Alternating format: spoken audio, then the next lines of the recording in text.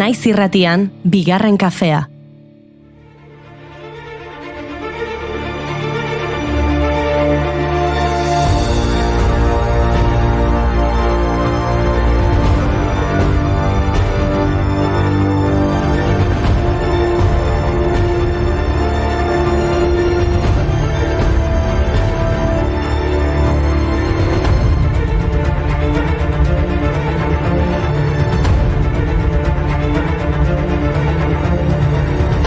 Arratsaldeon astelen atzean utzi eta sasoi honean etorri gara gaur. Giro eguzkitsua dugu gaur, Euskal Herriko zonalde honetan behintzat eta bakizu zertan pentsatzen ari nintzen. Zertan. Txerda irakasea, eso, eleneko. Txerda, a ver, txerda. Hori da, bai, ulertu da, ez da? Ulertu da. Sartzait buruan, Ez da ulertu, tia. marabila hau eta ezin zentratuta. Baina, bai, benetan, giro eguzkitsua dugu Euskal Herriko zonalde honetan behintzat eta gehientsuetan eta gu pozpozik gaude, pentsa. Txerda irakasea, eso, eleneko. Txerda, a ver. Esan beharko dugu, hau barratik kalera saioko korte bat dela, hemen TikToken egiten duten saio bat, eta pila bat gustatzen zaigu. Engantzatuta zaudete. Engantzatuta gaude, eta neska hau ez dakigu zein den, baino Etorri zaitez, ona urrengo batean bostekoa. ona, ez da? Edo Etorri zaitez, eta erakutsia zer den irakasle bat, ez zaigu argi geratu. Ba hori, pozpozik gaudela, zergatik? Ba, besteak beste, Maitena Salinas hemen daudelako. Arratsaldeon Euskal Herria, itzuli naiz ezin nuen denboraldia agurtu gabe utzi. Eta menago aspaldiko. Eta ongi etorri gure entzulei, hau poza. Gaur, efemeride bakarra daukagu.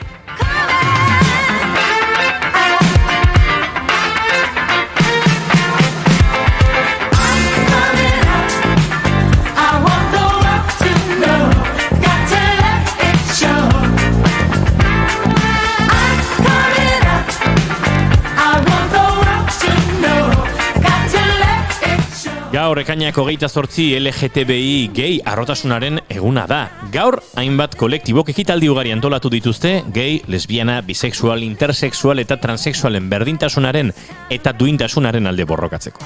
Zergatik ekainaren 28? Gaurko egunez gertatu zelako Stonewalleko matxina da. Askoren ustetan LGTBI eskubideen aldeko borroka modernoaren hasiera dena. Stonewalleko matxina da 1969ko ekainaren 28ko goizaldean gertatu zen. New Yorkeko Greenwich Village auzoko Stonewall Inn pubean. Lokal horretara bertaratu zirenak matxinatu egin ziren. Bertan biltzen ziren gai, lesbiana eta transexualak identifikatu eta atxilotu nahi zituen poliziaren aurka. All the news is bad again. Kiss your dreams goodbye.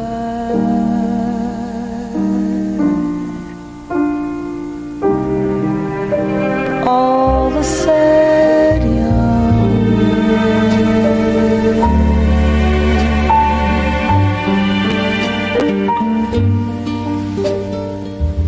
sitting in the bar. Ilean behin, gutxi gora bera, agentek sarekadak antolatzen zituzten beraientzako susmagarriak ziren lokaletan. Ilaran jartzen zituzten bezeroak eta haien nortasunagiriak eskatzen zizkieten. Hoiek identifikaziorik ez bazuten edo kontrako sexuko arropa erabiltzen bazuten, atxilotu egiten zituzten. Batzuetan izkutuko agenteak bezeroengana gerturatzen ziren eta kopa bat eskaintzen zieten. Bezeroak kopa onartzen bazuen, atxilotu egiten zuten jarrera homosexuala izateagatik.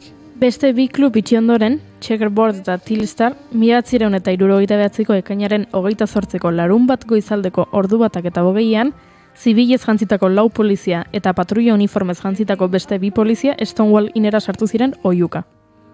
When it rains, it pours, but you didn't even notice. It ain't raining anymore. It's hard to breathe when all you know is the struggle of staying. Behin barruan musika itzali eta argiak piztu zituzten, tabernako 200 bezeroen artean batzuk korrika joan ziren komunetako ate eta leihoetara, baina poliziak ateak blokeatu zituen. Gaua etzen poliziak espero bezala gertatu. Beste batzuetan ez bezala, atxilotu ez zituzten bezeroek ez zuten lekua hustu. 150 pertsona inguru ate aurrean oldartu ziren. Minutu gutxira, Stonewall Innen aurrean, kontzentratutako pertsonen kopurua hasierakoa baino 10 aldiz handiagoa zen. Poliziek tabernako langileak atxilotuta eraman zituztenean, bertaratutakoa We Shall Overcome protesta abestia abesten hasi ziren. We shall overcome. We shall overcome someday. Manifestariak taberna barrura sartu zirenean, poliziek armak atera zituzten eta tiro egiteko mehatxua egin zuten. Unerik kritikoenean, TPF istiluen aurkako indarra Stonewall barruan zeuden agenteak askatzeko iritsi zen. Hainbat minutuz kaleetan liskarrak izan ondoren, istiluen aurkako taldeak jendetza sakabanatzea lortu zuen. Protestak goizaldeko 4 aldera amaitu ziren. Guztira, 13 pertsona atxilotu zituzten eta hainbat manifestari eta polizia zauritu. Stonewall ia erabat txuntxituta geratu zen. Gertakarien lehen urtegurrenean, ibilaldi bat antolatu zuen Gay Liberation Front taldeak. Eta horrela hasi zen, pixkanaka, gaur ezagutzen dugun arrotasunaren festa. Said you got a new friend.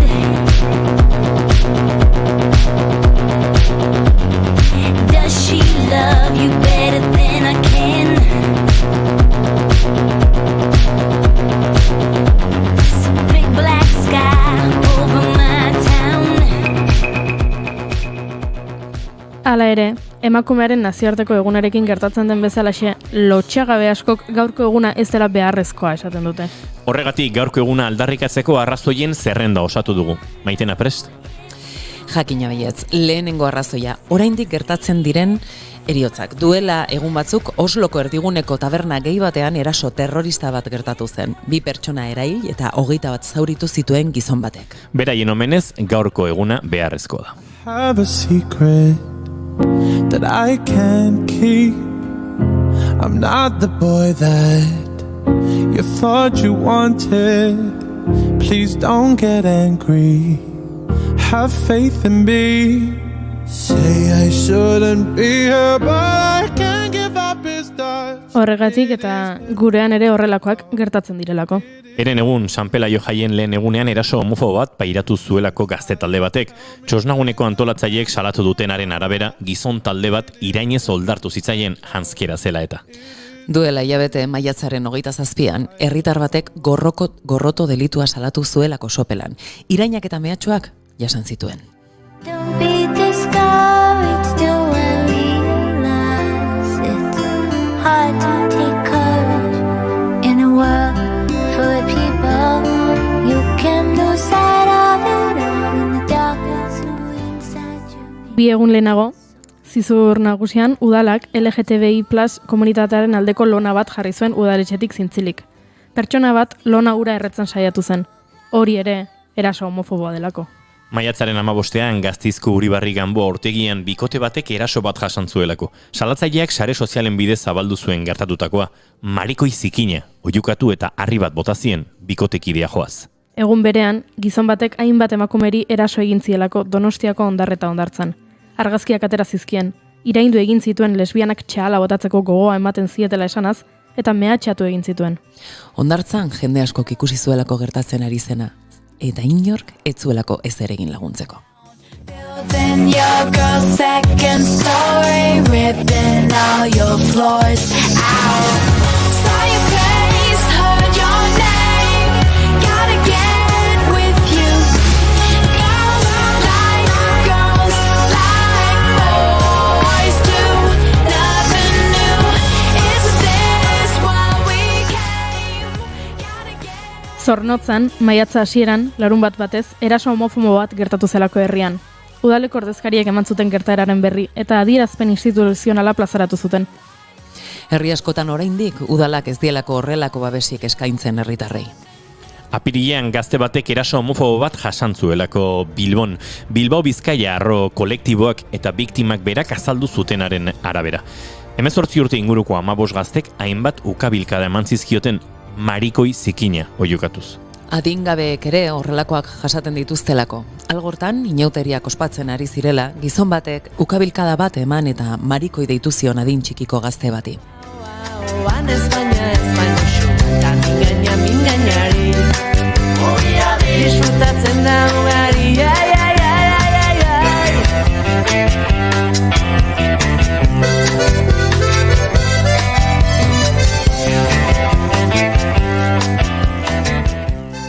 Les Vascos Ipar Euskal Herriko LGTBI erakundeak egindako azken inkestaren arabera, parte hartutakoen 22,6% eraso homofobo baten lekuko izan delako.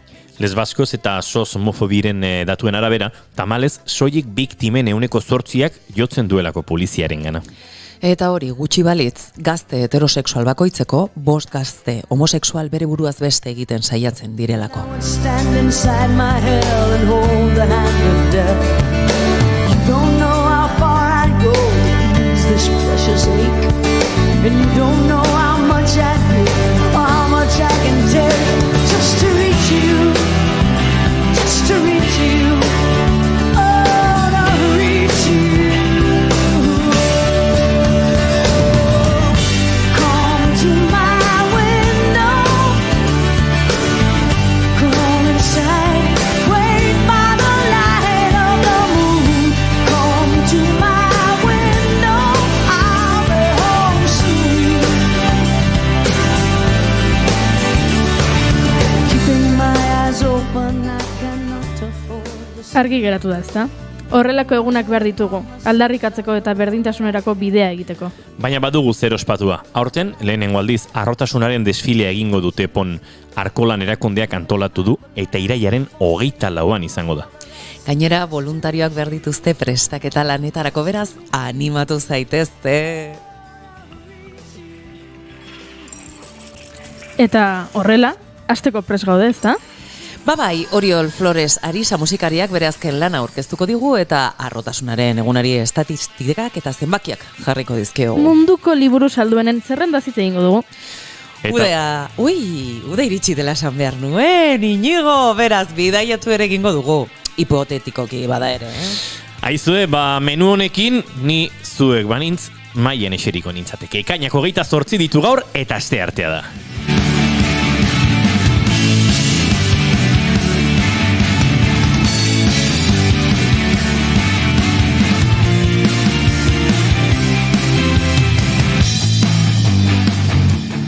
Zuekin jaun Andreok aspaldiko partez Maitena Salinas Beiztegi anderea. Arratsaldeon Euskal Herria. Zuekin egunero bezala Goiuri Ezeiza Arandi anderea. Arratsaldeon. Eta zuekin hizketan ari denau. Gaur bigarren kafeak hizketan ari denau Inigo Asensio Lurbide. Gaur bigarren kafeak 429 du, arratsaldeak 4 eta 13 minutu, eta ekainak 28. Gu hementxe zuekin urrengo 2 orduak igarotzeko prest.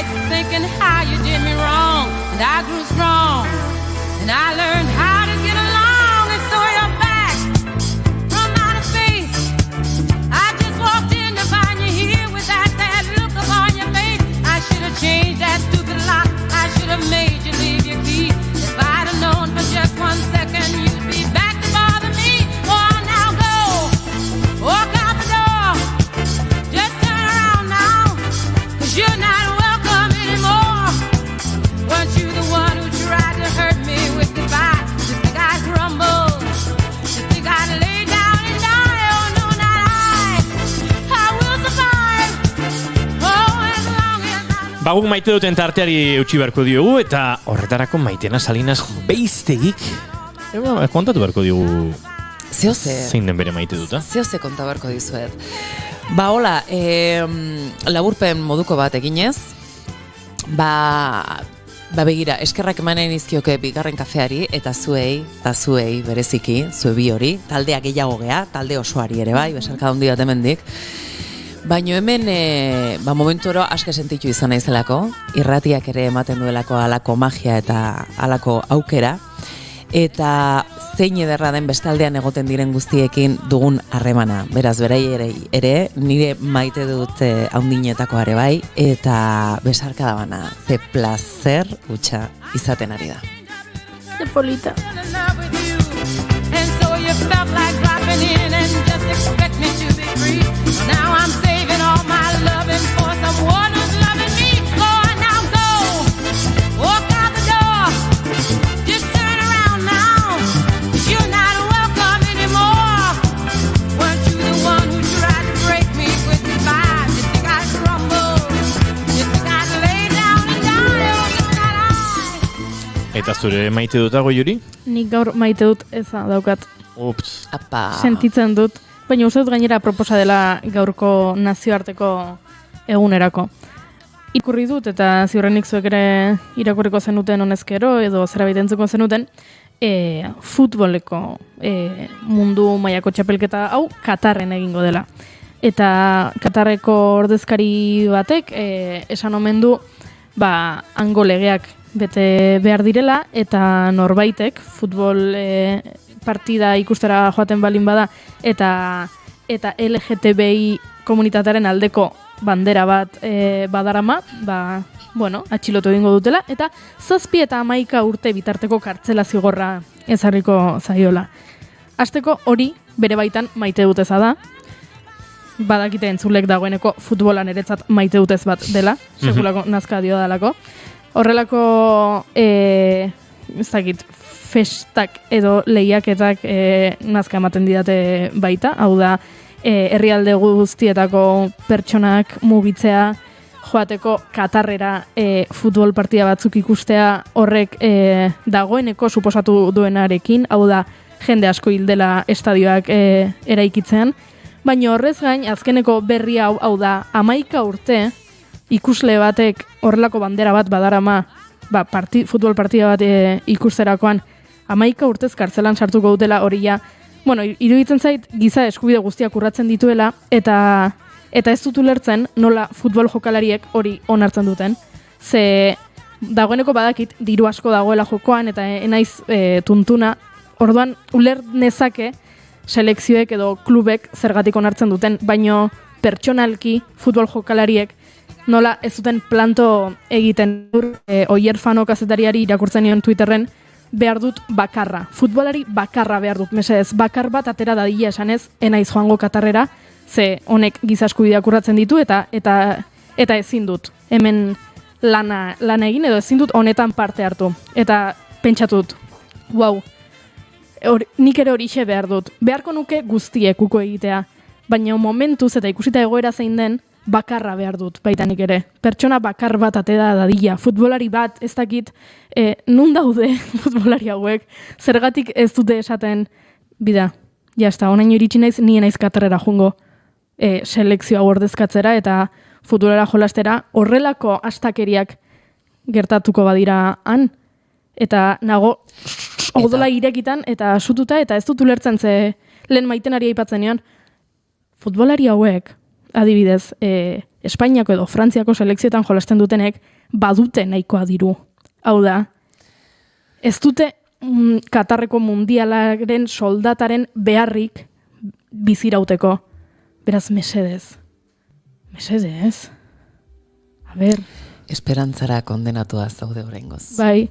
Eta pentsatzen ari nintzen, izenak etortzen zaizkidan burura, baina nola futbola ezuan jarraitzen, bat zaizkit etortzen, baina ez dakit Griezmann bat, mesedez, Antoine, a ber. Eta hori bezala, oraingo honetan, gaur ekainaren 28 dalako, baina emakumeak ere nola tratatzen dituzte zenbait tokitan, eta sekula ez dago beraien aldetik inungo keinurik, ez da txikiagorik ere. Ez.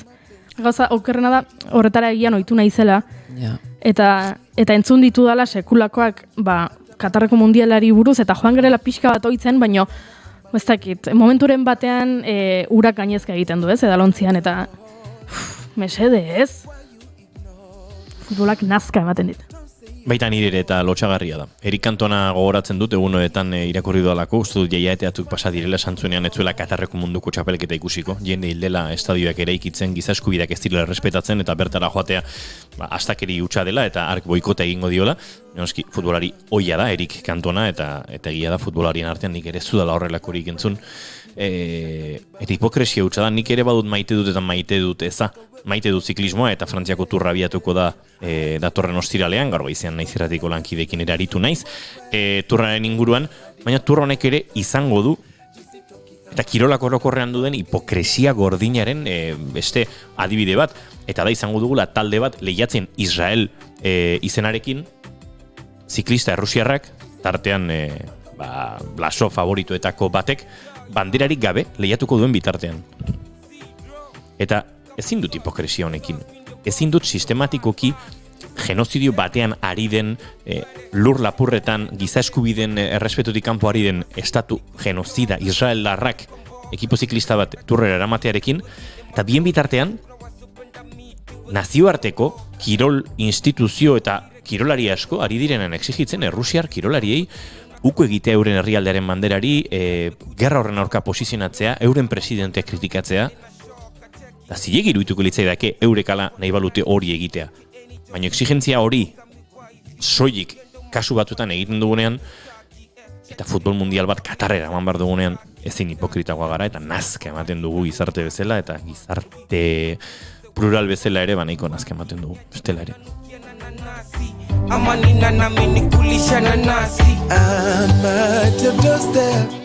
Behar dugu sorbetea. Sorbetea? Bai, ezkontzatan jartzen dute sorbetea arraiaren eta aragiaren artean, zaporea pixka bat garbitzeko eta urrengoarekin jarraitzeko, eta liserik eta hobeto egiteko. Badakizuen nork ekarriko duen sorbetea? Ez, baneukan sorbetea. Barkatu zina sorbetea. Pres neukan sorbetea. Hain beste urdu sukaldean, eta... Ez, gomendio bat egin nahi nizuen. Uxue errazkinek, badakizu, Uxue errazkin, irratxaino ontako kide batzuen laguna da, besteena, ez? Spoilerrak egiten dituelako, Uxue badakizu. Bueno, Uxue errazkinen laguna garenok besarkada estu, goxo eta sentibera bialtzen diogu, besarkada eske edo faltan, edo, pixkat emozionalki goxoago edo ibili den egun hauetan, beraz, hemendik muxo handi bat eta besarkadatu Uxue errazkin. Hori, Uxue, zure etxaiek ere, hori opa dizute, zure etxaia ni naiz, baina, tira, gomendatu nahi nizuen, berak txio bat jarri zuela atzo, esanez, etxera iritsi da historia honen protagonista, lanetik bueltan. Logelan sartu eta ohea okupatuta dagoela ikusi du. Bakarrik bizi da. Eta berak esaten zuen, jarraitu historia eta txio honena egiten didanari liburu bat oparituko diot. Eta baditu ez dakit dagoeneko zenbat erantzun, baino dira zoragarriak. Batzuk aipatu dute dinosaurio bat dagoela ohean, beste batzuk aipatu dute antxietatea dagoela ohean, beldurrak, denetarik bizilagunak, oso onak dira erantzun guztiak, beraz, sorbete gisa, sartu Twitterren Uxue abildua Uxue errazkin kontuan, eta horto batuko zu etxioa, eta irakurri udarako fikzio lanik onenak. Gorka Santestebanek esan digu, haupa, gaur beste despedida bat, gure Maitena, haupa Maitena, zukreko eskorra inigo haupa elkondara, gaur antzerki talderekin dauketa fari utziko diazu. Gorka, gaurtik gaurrea zite emango denbora garbitzeko eta pixkatola gaur egualdionekin da, igual, besazpik eta pixkatola traketx. Baina maite dut ze polita. Eta Gorkak esan goier izena bere maite dut. Maite duela LGTBI eguna, arro dagoelako, eta maite duelako bere bikote, eta uztailaren 31 5 urte. Elkarrekin, 5 urte bihotza lapurtu zionetik. Eta Hernanira eramantzuela. Galdetzen du, ze desfiletan behar dituzte voluntarioak, aipatu dugun bezala, iraiaren 24ean Pauen arrotasunaren desfilea egingo dute, eta bolondres bila dabiltza, beraz, Googleen jartzen balin baduzu, topatuko duzu. Les baskos eta sos homofobiren. Eta arkakusok jarri dugu, kaixo sorbete mandarina, Uxue, gero ongoneiz berarekin, emango diot, Maitena, bihotza, Bueno, muxu bana, Bai Arkakus hori eta bai Gorkari azebi. Lehenago zueta zereari nintzen, sandetenen eskerrak eman ditudanen, eta nere maite duta ere zuek zineten barne. Aizue, bani badoket sorbete bat, hau zaporea gozotuko diguna erabat. Abai. Venga. Entzun.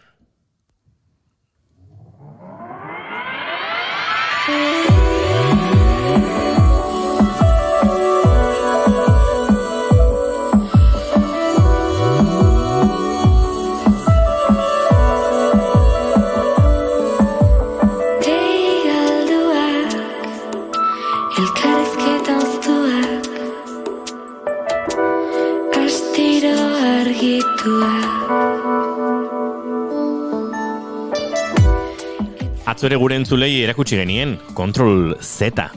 Flores eta miruaren arteko elkarlan hau.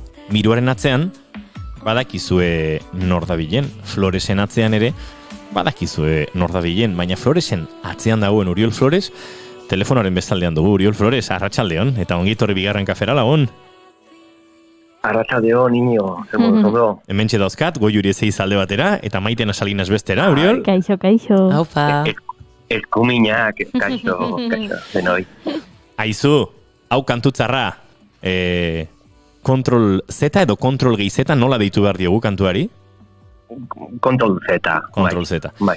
Eta zeharrerari zara jasotzen, atzo guk entzun genuen, nire hainbat WhatsApp taldetatik ere iritsi zitzaidan, zuke bidali zenidean goizean, baina beste hainbat jendek ere, aizu, entzun hau, buelta batzuk ematen ari da, mirua eta zure proiektuaren arteko elkarlanak, ez da? Bai, bueno, azteko, barkatu, oso urduri nago, momentuz ondan nire euskera ez da oso ona, baina, bueno. Barkatuta zaude, Uriol. Barkatuta zaudela, egon, lasai. Laizter Euskal Herrira bueltan izango zara, eta eukiko dugu mintzalagun lanak egiteko aukera. Vale, perfecto, eskerrik asko. Justo, bueno, matxinekin harremana oso ona daukagu. Bueno, matxin hau da Pauren, osea, nire semearen padrino da, eta gero duela ez dakit zenbat urte, ni bere irakaslea izan naiz, matxinen irakaslea nintzen, eta bueno, gero normalean matxini nola da, le pido un poco los consejos, laguntza eta gomendioak eskatzen dizkiozu. Hori da, eta, bueno, nik bedali nion abesti hau, Kontrol Z, eta gustatu zion, eta nik proposan esan nion, pues niri gaztoko gustatzen zait mirua, eta abar, eta, bueno, pentsatu nuen a ver si me podían grabar la canción. Eta grabatu dizu, eta hor elkarlan ederra atera da. Nolako izan da lanaren banaketa? Hitzak, letra zeinek egin du, nola banatu dituzue pixkat lan horiek, Uriol? Bai, bueno, ni egin nuen, justo nik oain udazkenean, bueno, nik egin ditut bi disko, bai? Samplerekin eta bat. Eta gero orain udazkenean sartuko ditut, eta gero bueno, hitzak adibidez egin du Malentxo eta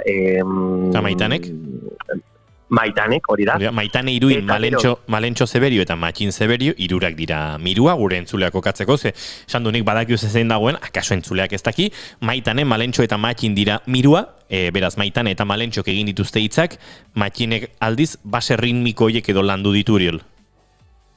Bai, nik, Matxin eta nik produkzioa egin nuen. Adibidez, Matxin esan zidan, asko gustatzen zait zure abestia, baina nik nahi dut mirua, o sea, me la quiero llevar al terreno de mirua. ¿No? Pixkat miruara eraman nahi zuen, bai? Miruaren esparrura. Hori da. Eta hori. pretensiorarik gabe, eta, bueno, no sé, pizkanaka egin nuen abesti hau. Aizu Uriol gauzat esango dizut, azken bizpairu urteak Euskal Herritik urrun eramateko, zure euskera oso sasoitzukunean dago, Bueno, benetan bai. Bueno, entzuleak kokatuko dugu. Barkatu Uriol Kataluniarra da, duela ja markadatxo bat edo izango da, Uriol, Euskal Herria etorri zinela, goi mailako jazz bateria ikasketak egitera, orduztik Euskal musika egintzan leku bat egin zuen Uriol Floresek, dozenak artistekin ikusi izan dugu, bai zuzenean, bai diskoen produkzioan, baina azken urte hauetan Bartzelona inguruan lagarrigan izan zarete bizitzen, eta izu, sasoian mantentzen duzu, ez dakite internetez edo aritu zaren, edo norbaitekin aritu zaren euskara praktikatzen? Bai, internetez, gero, nire emaztea normalean laneatzen dute artista batzuekin Euskal Herriako artistak batzuk, Italo, Eulat Salvador, Inés Osidenaga, eta gero, internetez normalean, no me he perdido la actualidad de Euskal Herria. Beraz, gertutik jarraitu gaituzu, bai. Bai, hori da. Eta guain oso erresa da, adibidez podcastekin, eta abestiarekin, eta bai. Ondo. Aizu, aipatu dugu, singela batera dela, lan gehiago ere iritsiko direla udararen ostean, beraz, badaukazu hor erakusteko oraindik materialik, ez da?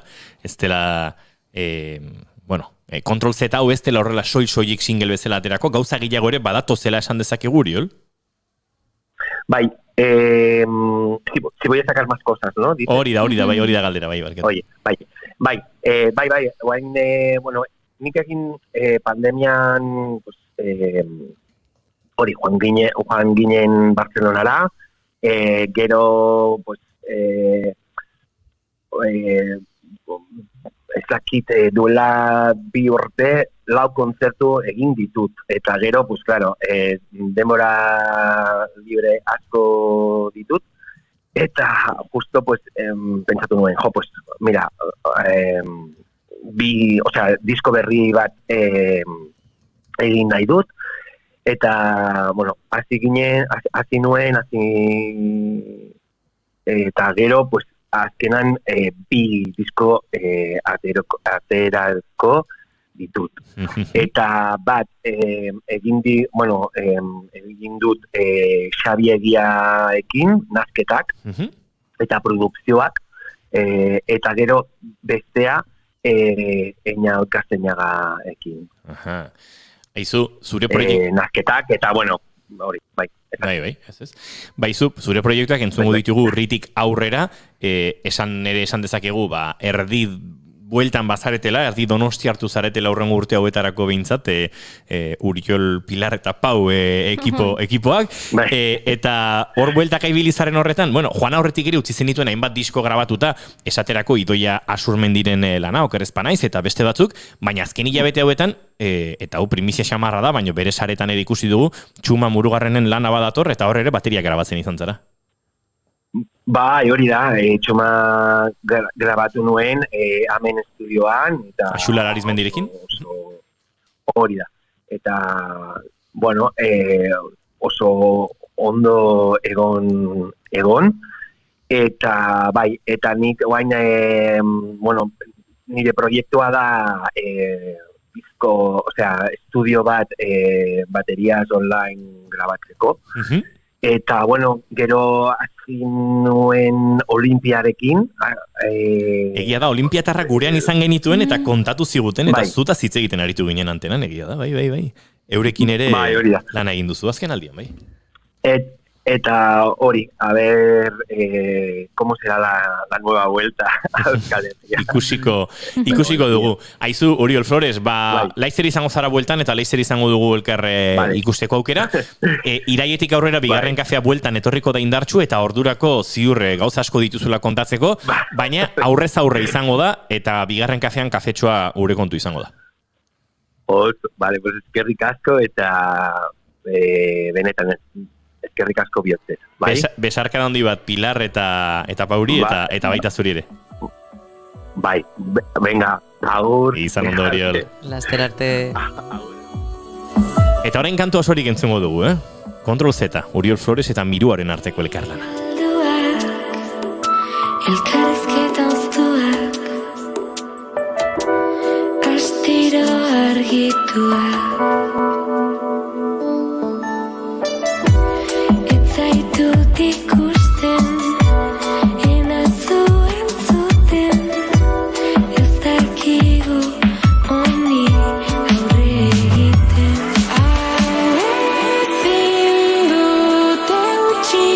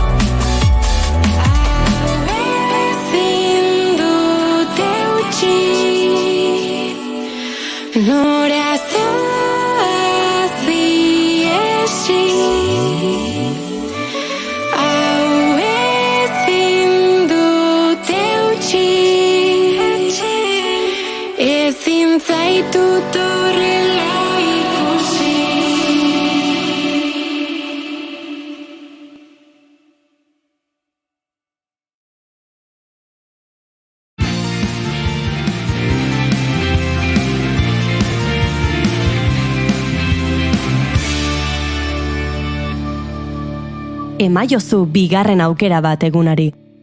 Naiz irratian, bigarren kafea. Arratsaleko 4:37 zuzenean ari gara Naiz irratian, bigarren kafean gelditu hor gurekin.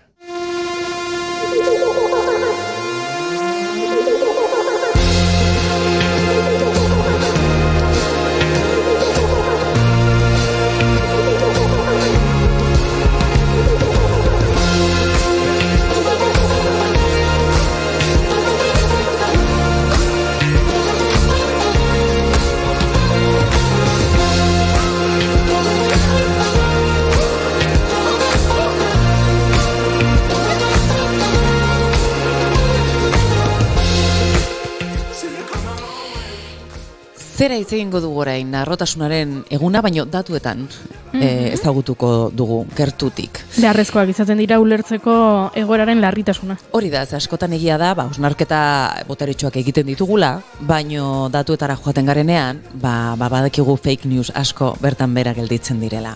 Nik matematiketan beti, segulako arazoak izaten dituen.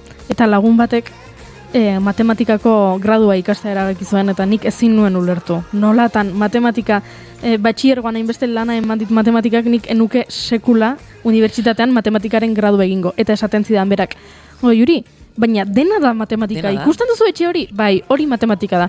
Ikusten duzu auto hori? Bai, hori matematika da.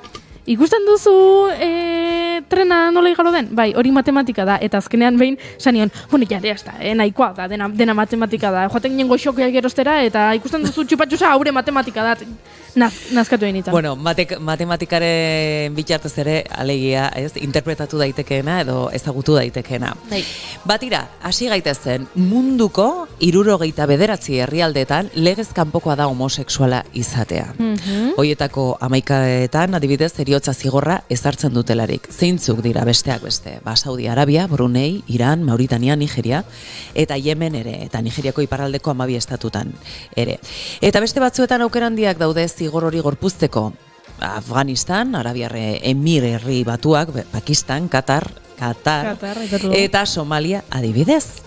Beste seitan, Sudan, Tanzania, Uganda, Zambia, Barbados eta Guyana biziarteko kartzela zigorra ezar dakioke. Guzti hau, nork esaten du, hilgak. Gero esplikatuko dut zer den hilga. Estatu homofobiari buruz urtero egiten duen txostenean bildutako legezko informazioaren arabera. Baina badira beste 50 bat homosexualitateare zigortzen dutenak. Hoietako 20 batean, gehienezko zigorrak izan daitezke 10 urtetik 20 urtera bitartekoak, bai? Eta hor ditugu Malasia, Kenia edo Myanmar adibidez. Beste 124 herrialdetan, homosexualitatea legezkoa da, baina LGTBIQ+ kolektiboari aitortzen zaizkion babes maila eta eskubideak oso desberdinak izan daitezke. Lehen esan dugu, hilgaren informaziotik abiatuta. Zer da hilga? Lesbiana, gay, bisexual, trans eta intersexen nazioarteko elkartea da. Eta 9 kategoria sortu ditu, erasoak edo indarkeri guzti hau, ez nolabait kokatzeko eta organizatzeko. Heriotza zigorra daukagu batetik, biziarteko zigorra, espetxe zigorra, legez kanpoko homosexualitatea de facto ditzen zaiona, ez besik ez kriminalizaziorik duten tokiak, lege babesen bat, lege babes zabala, baina ezkontza eta elkartze zibilik gabe, eta lege babes zabala elkartze zibilekin, eta lege babes zabala berdintasunezko ezkontzarekin. Honek erakusten du askotan aipatzen duguna, baina ja ez dute inor hiltzen homosexuala izateagatik, baina erailketa hori da, nola esaten dugu, izotzmendiaren punta besterik. Betikoa da. Azpitik askoz gehiago dago eta mariko izikin hitzetatik hasten da. Adibidez. Get away from the pain, you drive into the heart of me. The love we share seems to go nowhere, and I've lost my light, for I toss and turn, I can't sleep at night. Berdintasunezko ezkontza gauza oso garrantzitsua izan da. LGTBI eskubideetan buru diren 30 bat herrialde daude hor, bai. Berdintasunezko ezkontzak azkenean, epitometzat hartzen dira, ez? Kasu, herrialde batek ala horrek usten badu adibidez, kolektiboari eragiten dioten gainerako gai guztietan ere, legedia nahiko aurreratua izaten du, ez? Normalean. Egun adibidez, Nazio Batuen 28 herrialdek onartzen dute. Puerto Rico eta Taiwan ez ezik, beraiek ez. Gehienak Europan daude, egia da, Espainiako estatua barne. 2005ean munduko 4. herrialde, guzti hauek ez bermatzen, eskubide hauek bermatzen, 4. herrialdea izan zen, Holanda, Belgika eta Kanadaren atzetik. Eta leheno aipatu ditugun lurralde pila bat, herrialde pila bat ere, Afrikan adibidez, homosexualitatea legez kanpokotzat jotzen duten herrialdeen 100 handiena, bertan, kontinente horretan dago. Hego Afrikak bakarrik baimentzen du berdintasunezko ezkontza. Orain arte baimena eman duen azkena Costa Rica izan zen 2020an. Don't touch me, please, I cannot stand the way you tease. I love you though you hurt me so. Espainian 2005ko uztailaren 2 homosexualen arteko ezkontzari buruzko legea onartzeak eskubide bat aitortzeaz gain gizarte osoaren ikusgarritasuna eta tolerantzia ere areagotzen lagundu zuen. Adibidez, CISek 1994 eta 1994tik 2017 eta 2017 bitarte horretan, harreman homosexuali buruzko galdeketa egin zuen, eta arazo hori gabe ikusten zituzten Espainiarren 100koa bikoiztu egin zela konturatu ziren. Hau da, 170ek pentsatzen zutela, hau zerbait normalagoa zela, ez? Beraz, ongietorriak dira horrelako legeak, hauek ere sentipen aldatzen baitute eta besteen sentimentuak erasotzat ezartzeko balio dietelako batzuei antza.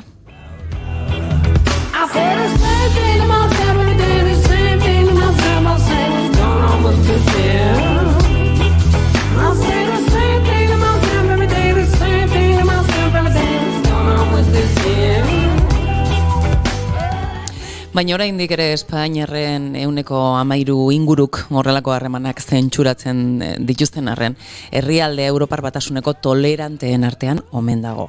Espainiko herritarren 81ak uste du homosexualek, lesbianek eta bisexualek, heterosexualen eskubide berberak izan behar dituztela. Europako batzordeak 2019an argitaratu zuen diskriminazioari buruzko Eurobarometroaren arabera. Suediarrak eta holandarrak baino ez dira toleranteagoak datu hauen arabera.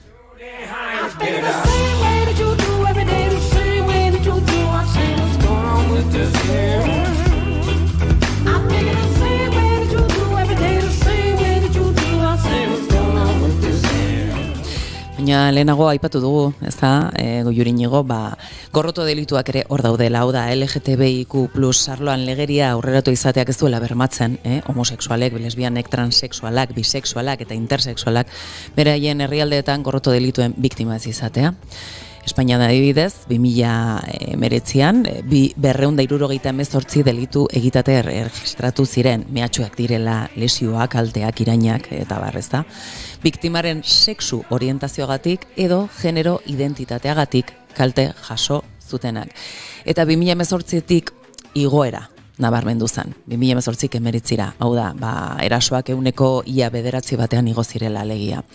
Baina esan behar da ere, 2013an, Barne Ministerioak, estatistika hau egiten hasi zenean, LGTBI kolektiboaren aurkako gorroto delitu guztien 140 inguru zirela. Egun, 116, bai, baina zer pasatzen da, alde batetik, 0 behar luketela izan, puntu. Baina, hala ere, aintzat hartu behar dugu, hori askok ez dutela salaketa jartzen. Hau da, erasotuak izaten dira, zergatik, besteak beste, ez dutelako uste benetan etekin, ez, justua den etekinik ateratuko dutenik. 10etik ia 4 uste zuten bere garaian, gertakaria etzela hain larria eta etzitzaiola bururatu salatzea ere, pentsa, ze normalizatuta duten biktimek ere. Badago hori indarkerianen normalizazio bat. Eta 134ak ez dutelako pentsatzen zerbait egin zezaketenik. Claro, guzti hau, Europar Batasuneko oinarrizko eskubideen agentziak, lesbianen, geien, bisexualen, transgeneroen eta intersexualen esperientziei eta iritziei buruz egindako makro inkesta baten datuak dira.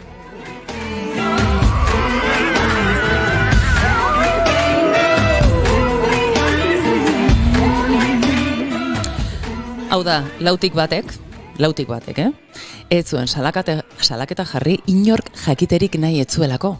Bada, gainera, ez, norberak sentitzen duen lotxa hori. Eta 5etik batek ez du salaketa jarri poliziarengan konfidantzarik ez duelako, edo polizia etxean hartatzen zuten agenten errepresalien edo erreakzio homofoben beldur zirelako. Gainera, 130 inguru leku jakin batzuk saihezten ditu, beti askotan, zergatik, pentsatzen dutelako erasotuak izan behar direla, mehatxatuak edo jazarpena hori pairatuko dutela. I know about your kind. And so I'll have to play.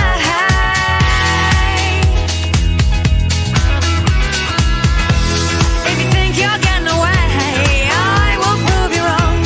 I'll take you all the way. Badakizu nola izena zuten Ego Euskal Herrian ezkondu ziren lehen emakume lesbianek?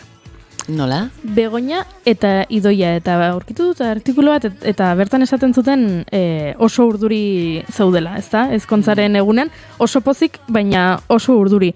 Eta ez da harritzekoa.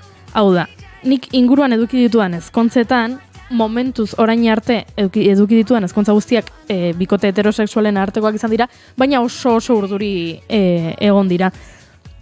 Ez dut pentsatu nahi, 2005an errenterian ezkondu ziren Begoña eta Idoiak zenolako presioa eduki behar zuten, ez? Lehenengo bikote lesbianak ezkontzen direnak, baina irakurtzen aritu naiz, eta Ipar Euskal Herrian 2013ko maiatzaren 18tik da posible sexu berekoen arteko ezkontza.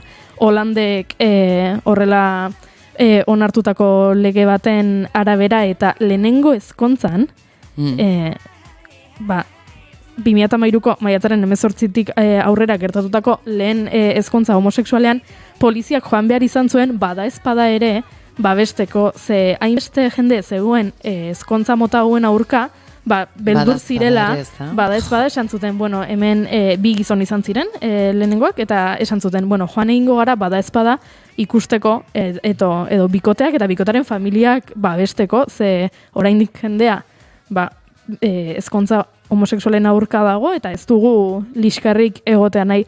Baina hemen daukagu beste adibide bat, ze desberdintasunez, ditxosozko muga horren ondorioz. 2005-etik aurrera mugaren alde batean, eta 2013-tik aurrera mugaren beste aldean.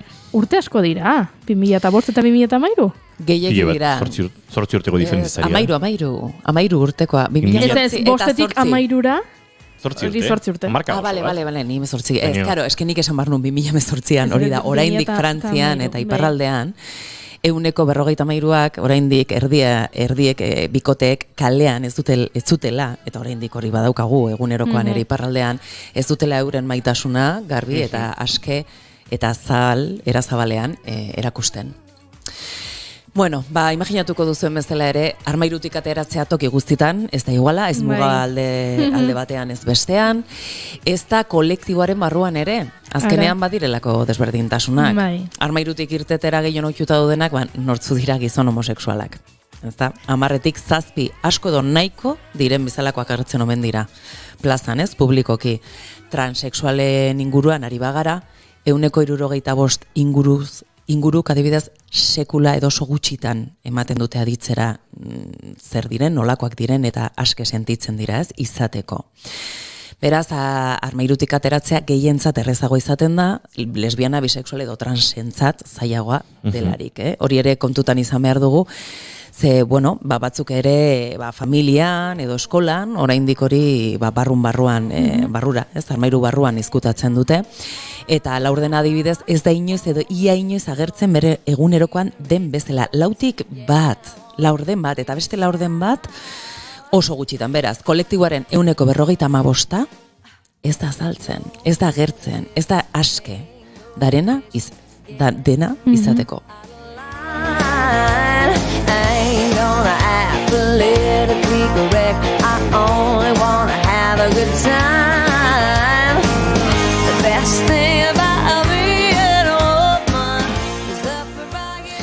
Eta jarri gaitezke beste egoera batean adibidez, ez? Pixu baten bila gabiltza.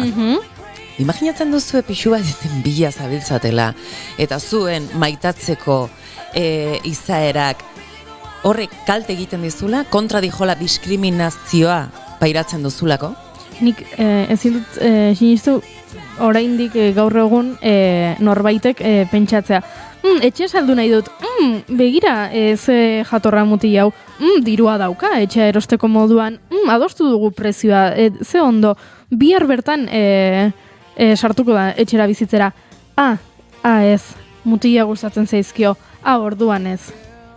Ez zetu lertzen, ez dauka ezankarik ez bururik jakinez ez, bere errotik ere. Eta honi jakina genero perspektiba ere gehitu behar zaio. Esan bezala, zuk oraintxe esan duzu, dirua normalean ere nork izaten dute. Hasiko bagina horrelako estatistika bat ere burutzen, ziur aski ikusiko genuke kolektiboaren barruan ere batzuk, askoz diru gehiago edo bintzet posizio estatus hobea izaten dutela besteek baino, leheno esan dugun moduan. Eta bukatzeko hezkuntza eta formakuntza zein garrantzitsua den. Ondo dakigu, bai hori, bai sentsibilizazioa. Batzutan ni pentsatzen du sentsibilizazioa nik ez esaten dut. Hitza bera ere, ni bada hor, ez dakit, kontrajarrian,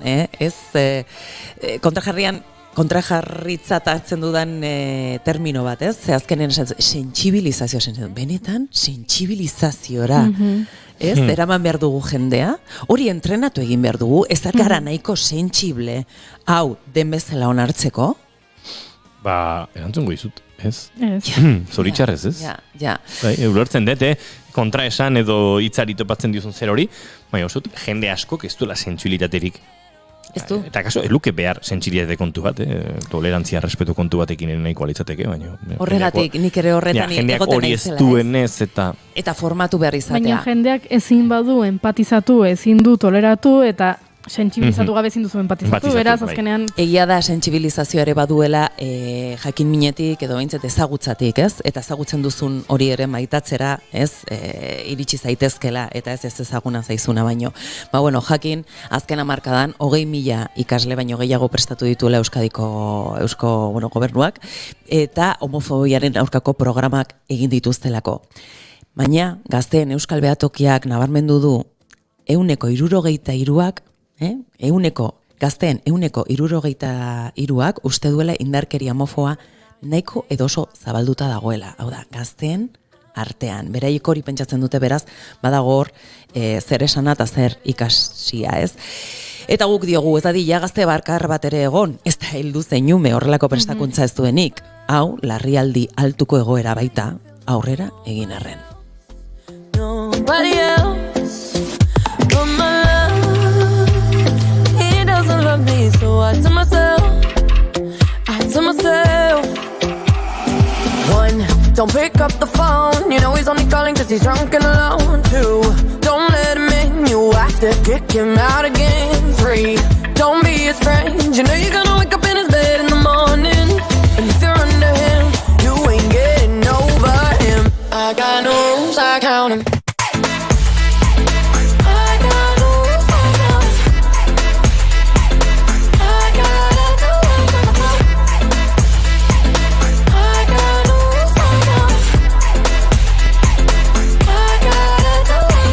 I keep pushing forwards, but he keeps pulling me backwards.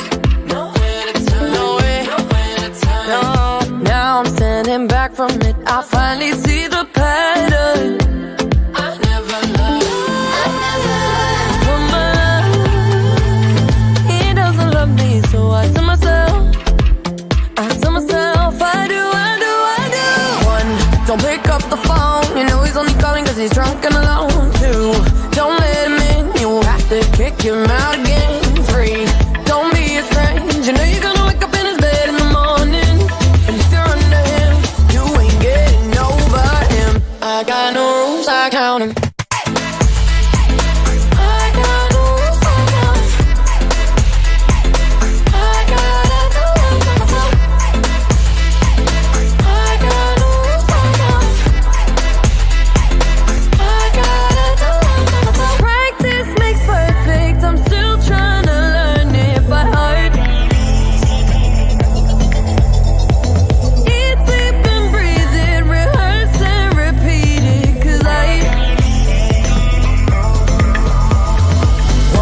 Don't pick up the phone, you know he's only calling cause he's drunk and alone. Two, don't let him in, you have to kick him out again. Three, don't be his friend, you know you're gonna wake up in his bed in the morning. And if you're under him, you ain't getting over him. I got no rules, I count him.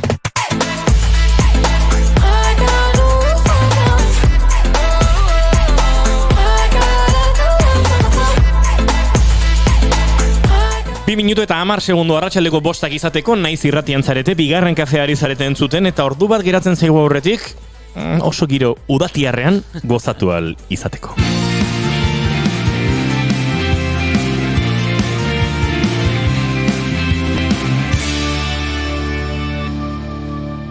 Bigarrenak ez direlako beti okerragoak, bigarren kafea. When I met you in the summer, to my heartbeat sound, we fell in love as the leaves turn brown. Bagiro udatiar horri helduko diogu ze bidaiatu egingo dugu, eta bidaiatuko dugu gainera oso modu librean, batetik.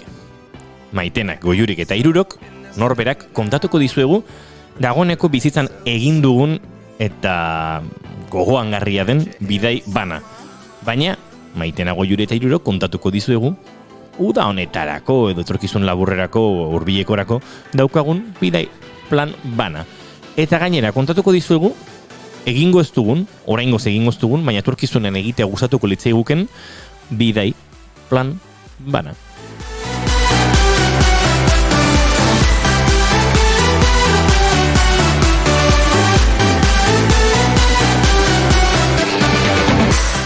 Aita esan diaten nik hasi behar dudala, beraz, Zuzealako, hiruon artean okerrez banago, gehien bidaiatu duena. Beti biltzen zara leku batetik bestera. Maiten ere oso bidaiaria da eta oso esploratzailea, baina inigozu lanaren gatiko aita edo ibiltzara atzera eta aurrera. Denbora guztin zabiltza esango nuke. Ni urte batzuk eman ditut, gehiago baino zu etzareten. Bai, bale. Hala ba. Ba, tira, egingo dugu bidaia jakin gabe oraindik nora goazen. Ze alaxe hasi nuen nik bidaia. Bazegoen 2010 inguru hortan, ez dakit zehazki, bai, nire joa jaio zen bidai honetan, eta Julenek orain 14 urte ingo baditu, izango da 2008. Ezta? Bai? Matematikako juri. Nola, amar egin bar ditxula? Amalau. Abale, nola nabilen gaur, Uztaia zen, ze uztaiaren 18an jaio zen, nik bidaia abiatuko nuen uztaiaren hasiran bat edo bian. Eta kontua da, garaiaietan 2008an bazegoela olako legenda urbana moduko bat last minute, azken minutoko bidaiak oso merke lortzen zenituela. Gero horrek lastminute.com edo webune bati ere bidea egin zion, eta beraz nire ideia izan zen ados. Uda hartan estropadak aurkezten ebien speaker bezala, orduan San Miguel Liga izango zena, egun Euskola Liga dena, eta Bizkai aldean larun batean eta igandean banituen bina estropada bana, eta pentsatu nuen, banoa aruntza, igandean estropada bukatuta, guardiko ordua eta terdiak inguru, kotxe hartu, Madrilen joango naiz, aeroportura iritsi, eta hegaldi baten bila hasiko naiz. Eta alaxe egin nuen. Wow. Abitu nintzen Bilbotik, deitu nien Madrilgo lagunei, baina orduan, 3 ordu faltan, Madrilgo lagun batzui, eta zanien aizue, auta egin behar dut, hilabete pasatxorako noa kanpora, ez da egiten oso ondo nora, baina favore egingo bazeniate, kotxeak enduko zeniakete, alegia. Aeroportuko parkinan utzi beharrean urbilduko ninduzu eta geho bueltan zuek eraman, hauek Madrilgo kanpokaldeko auzoren batean bizi ziren eta nahiko erresa parkatzeko aukera ere bazegoen da. Bai, eta nola zabiltza denboraz, jungo naiz, kafea hartze deu, pintxo bat jango etola eta urbiltzen hau zuen. Bale, ados. Eta denboraz, berez, nahi zenoan bezala ez? Etzenekien nora joan bertzen nuen eta zordutan? Ez, horregatik, baina egaldiak egia da, gaueko ordu bietan ja gutxi abiatzen direla, beraz, hau izango zen atxaldeko bostak edo iritsiko nintzenara, martxan, arratsalde gauen abitzen diren transozeanik horietakoren bat, nik nahiago nuen Amerika eruntz joan, eta egaldioa ikartzeko ordua proposena arratsaldeko 7-8 izaten da, ze ordu terdi bi ordu egin da, afaria zerbitzatu, eta orduan lo egiteko aukera paregabea sortzen da, eta horrelaxe bururatu zitzaidan, da alaxe egin nuen. Iritsi ginen, Telau terminalera, eta Telau terminalean egaldiak oso garesti zuen, ez zuen modurik. Dena garesti, azken minutukoak, eske binez última hora, esaten zuten, azken orduan zatoz. Eta nik ulertutan eukan azken orduan ez egaldi merke. Baina nola egin zenuen, zu joaten zinen lehiatiara, eta esaten zenuen, kaixo. Kaixo, gaur gauerako egaldi ban nahiko nuke, posible balitze Ego Amerikara edo Amerikara, badokazu ez zerbait? Badegizu zenbaten duen hori ez da? Zer? Ospein bartzen nula, zerbait iesean zinela, alegia, eta 2008an esan dugu. 2008an, bai? 2008an Euskalduna izanik, hori esatea. Bai, alaxe zen. Eta dena garezi xamar, eta nire hango lagun batek esan zidan, aizu, zeatik ezko azte bat, te bira, eta han probatu. Bueno, bale. Desberdintasun dago barkatu, Beste konpainia batzuk operatzen dutela. Telauean gehiena Iberiak kontrolatzen du, eta beste hauetan, zeuden LAN Chile, Aerolíneas Argentinas, Aeroméxico, eta besteen bat, eta egia esan hor aukera gehiago, eta hori bilin nintzen, txup. Eta alako batean, Aerolíneas Argentinas den kabinatxoan edo standean, eskaini zidaten hegaldi bat, Txilera. Txile, ze ondo. Pentsatuen lagun badoka Txilen, Erasmusa egiten gainero. Eta, eskala egingo du Buenos Airesen, eskala izan daiteke 2 ordukoa edo 16 ordukoa. Buenos Airesen eguna pasakoet. Oso ondo, karnizerin xoloma erosten duenak bezalaxe, alaxean, jarriazu 830 euroko hori, areakoan eskala 2 ordukoa, baina bueltakon 16 ordukoa jarriazu. Piskatola grasa utzi jozuela xolomoa ize, musa edo zartari nola txof egiten duen. Eta nire lagunak, posik egia esan, superjatorrak, eta nik zer egin nuen, beraiei kotxe utzi, konturatu nintzen ere, maleta enuela gehiegi prestatu, nikan eramatzan basic batzuk, eta Txilen, garai hartan, akaso hotza egingo zuela. Eta ara joan nintzen.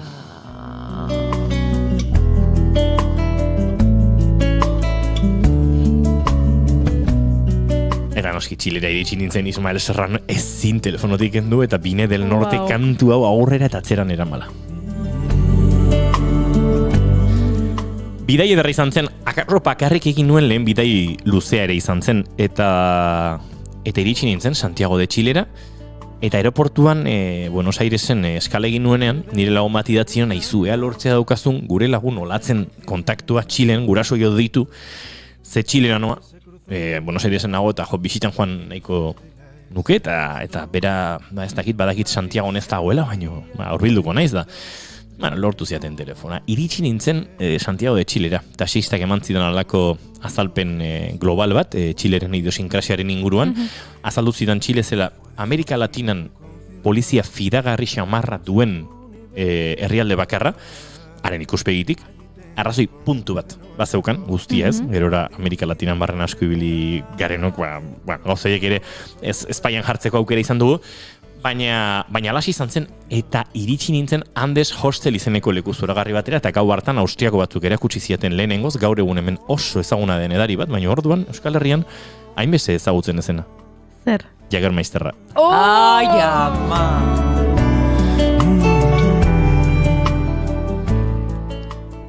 Eta lehenengo bidaietan asko egiten nuen, gaur egun beti ez du denbora izaten, baina hiri baten errealitatea ezagutzeko gustatzen zein metro hartu, azken geltokiraino joan hiriaren kanpokaldera, eta pixkanaka metro eta oinez hiria kanpoko geruzoetatik barrura ezagutu.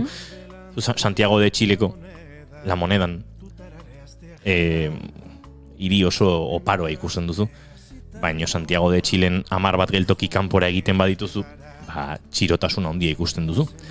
Beraz, hori bilin nintzen eta kanpoko merkatu batean forropolar bat erosi nuen jakinilean fresko zegoela.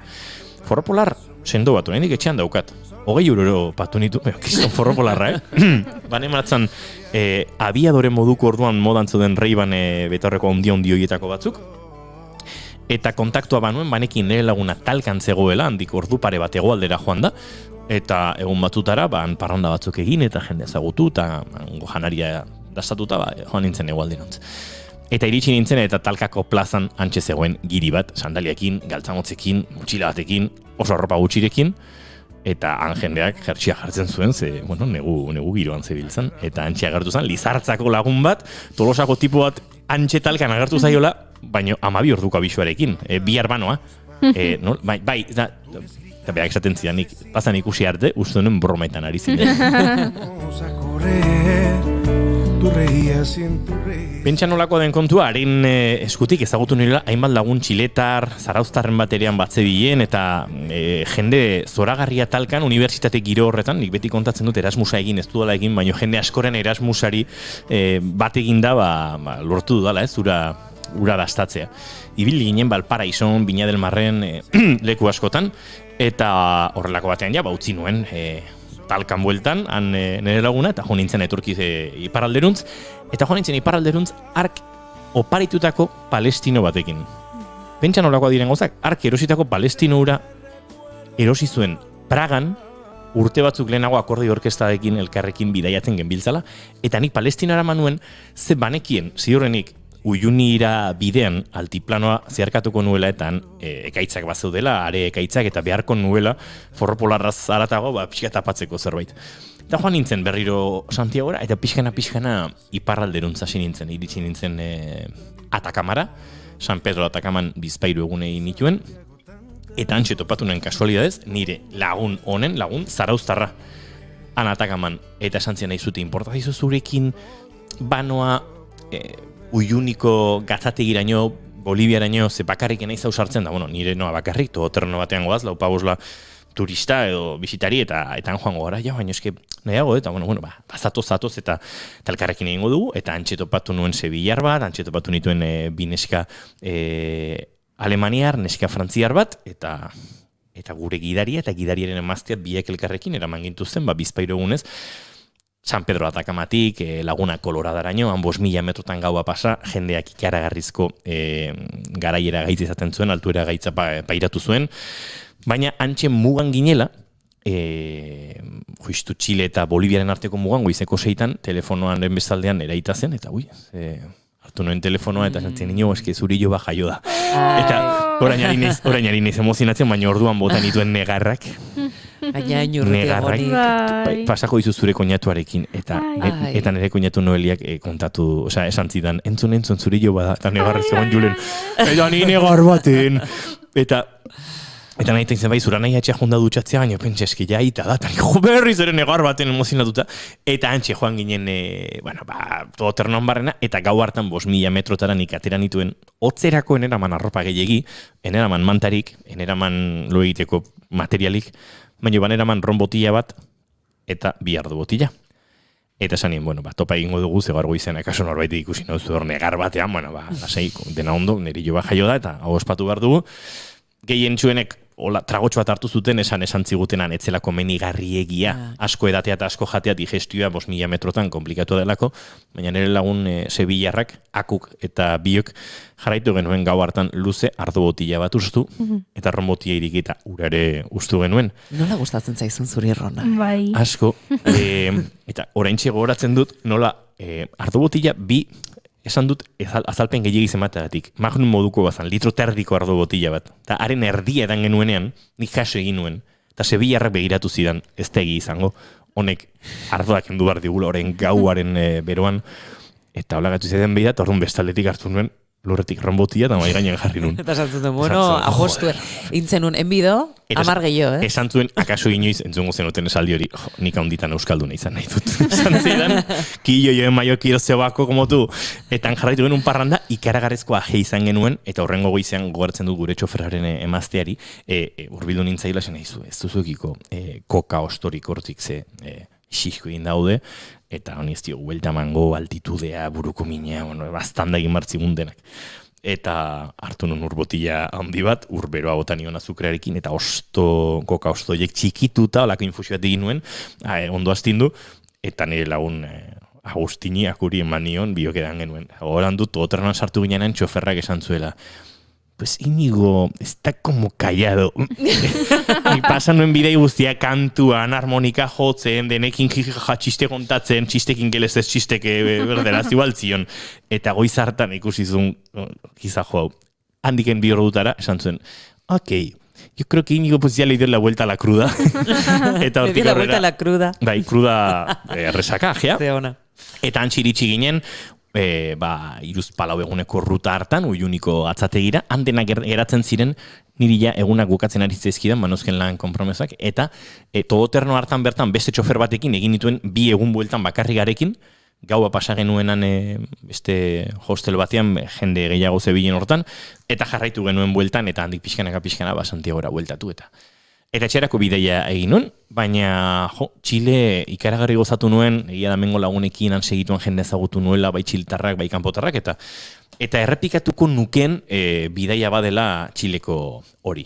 Bueno, hau kontatuta, zuen txanda. Horin, hau kontatuta, ene bada, bai. Baina zurekin bidaiatu dugu, hori du zerbait, badu zerbait, ez da norberak ere kontatzen duenean, besteiera, bailarazten dialako emozioa eta alako... Eta aburtu dut ikusi dudalako minutuak aurrera zijoa zela. Bai, bestela hor bat zegoen orain. Ilabete eta pikun, 1000 kontu.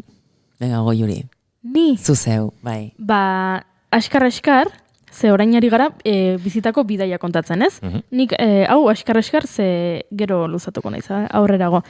Egin dudan bidaia bereziena, politena, edo gehien disfrutatu dudana, baina berezia bada. Eskolan ikasten ari ginena, elkartrukea egin genuen Poloniako ikastetxe batekin. Eta Polonia nahiko urruti dago, Tolosatik bintzat. Eta autobusean joan ginen. Eta autobusak, geldialdiak egin zituen, ez? Ez dakitzen bat egun igaro genituen Tolosatik Poloniarainoko bidean, Poznan irirainoko bidean. Eta, bidetik, Bernan egon ginen, Pragan egon ginen, Parisen egon ginen, eta naiz gogoratzen ja, beste zenbat lekutan egon ginen, baina geldialdi asko egin genituen. Eta ni Parisen egoen, baina beste lekuetan ez. Hau da, nik familiarekin txikitan egindako bidaia bakarra Frantziara izan zen. Beraz, nik enituen ezagutzen, hori, Praga, Berna eta horrelako lekuak ez nituen ezagutzen. Eta ni bezala bazeuden beste klasekide batzuk, ni bezalako egoeran. Agian familiarekin oporretan, ez dakit, landetara kanpinera edo gehienez salogera. Beraz, horrelako bidaia nazioartekoak guretzat ziren wow. Eta gero konturatu naiz, aurrerago, egondako herrialden zerrendak egiterakoan, herrialde asko agertzen direla orain, baino horietako asko bidaia hauei esker. Eta beraz beti pentsatu dut ze sortea eduki dudan eskola hartan ikasi izanaz eta elkartruke hori egin izanagatik, ze horrela ezagutu nituen leku asko, ze bestela, azkenean zu gaztea zarenean, adin txikikoa zarenean, bidaiatzen duzu zure familiak almen hori balin badauka, edo interes hori balin badauka, askotan guraso asko ez dute bidaiatu nahi, eta beraz zuk ez duzu bidaiatzen. Eta nik ikusi nuen, eta momentuan initzen ohartu baino, gero ohartu naiz nola askorentzat izan zen, lehenengo bidai haundi horietako bat, eta oso berezia da lagunekin bizitzea hori. Eta hori xa.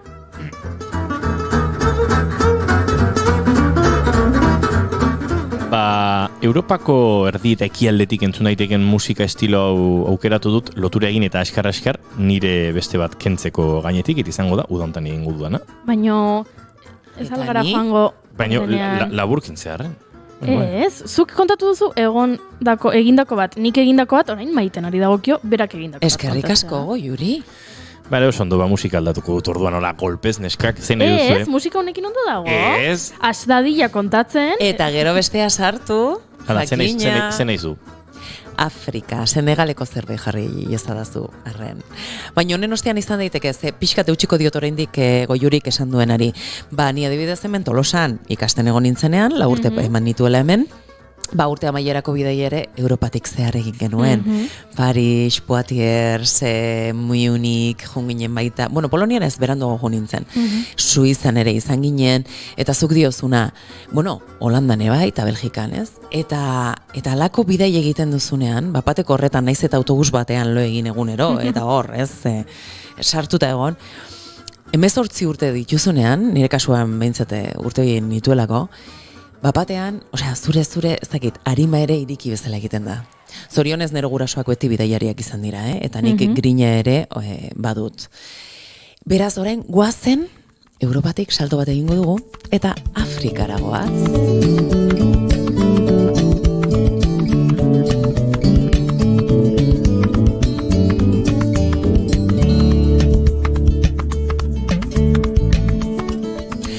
Afrika benetan haundia dela, anitza dela. Askotan Afrika esaten dugu eta iruditzen zaigu, ez?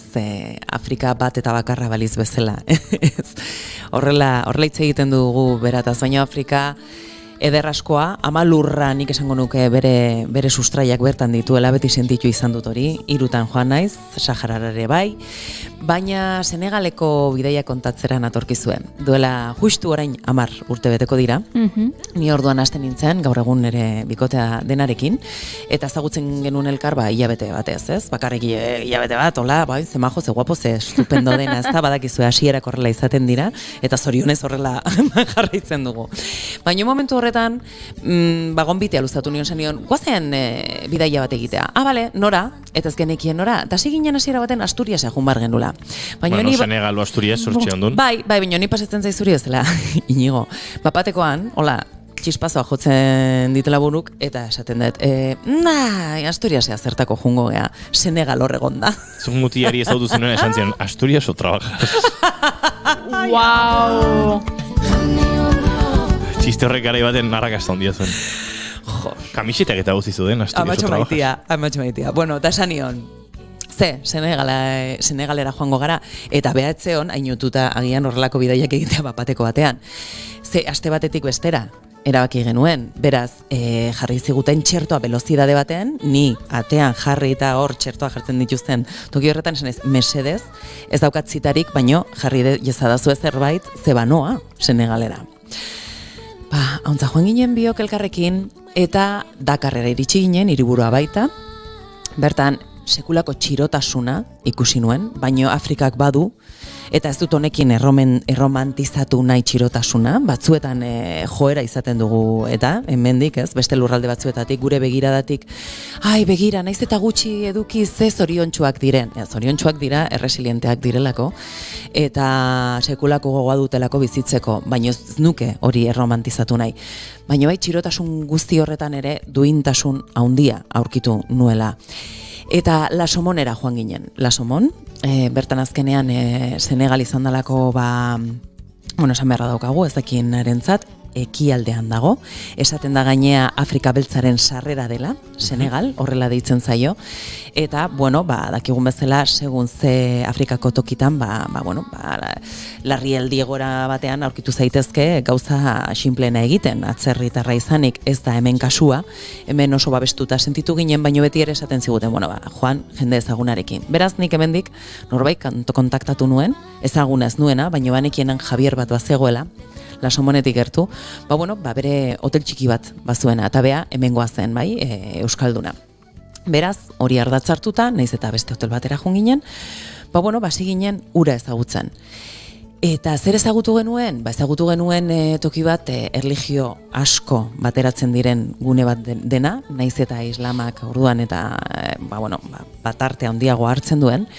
Eta bertan, bizitu izan nuen ere bizitzan beti gogoan izango dudan momentu edo une unkigarrienetako bat. Eta zer izan zen gutxien espero nuen momentuan, zegu gure libre egiten erginen bidaia, ez era programatu batean taldeka, ez zaitu gustatzen horrela egitea. Eta bagindoa zen hor karromatu batean, hor taka, eta batean musika hitzen hasi ginen, danborrak nila, antenak, jarriz de parabolikea jarri nun, eta esan zer da hori? Batean aurkitu nuen, emakume talde handi bat, esaten egin 30 emakume, musikariak gizon bakarra zen, eta beste guztiak emakumeak ziren, eta egiten ari ziren emakume zirkulu bat dantzan. Karo, ni ura ikusi nuenean, alde batetik, errespetua, ez naiz hor sartuko, ez naiz inor, ni beraien, ez, ritual horretan parte hartzeko, baina beraiek ikusi ninduten, eta esan zieten, atozona. Eta, karo, ni sartu nintzen erdian, beraiekin dantza egiten hasi nintzen, eta beraien dantza egiteko era, Afrikarrek, eta emakume Afrikarrek duten dantza egiteko era beti izaten da lurretik oso gertu. Fijatzen bazeate. Beruntz joaten dira, ez? Sustraietara joaten dira. Eta egiten dutena da, guk pentsatzen dut Santage da bezperan egiten duen bezala, ez? Lurra esnatzeko, ez? Bum, bum, bum.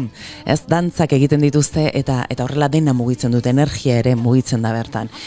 Eta hor bizitu izan nuen, nire bidai asko egin osteko, momentu ziraragarrienetako bat. Eta niretzako Senegal, da besteak beste, pertsona adeitsuen lurralde bat, eta bertara bueltatuko naizela ziur nago.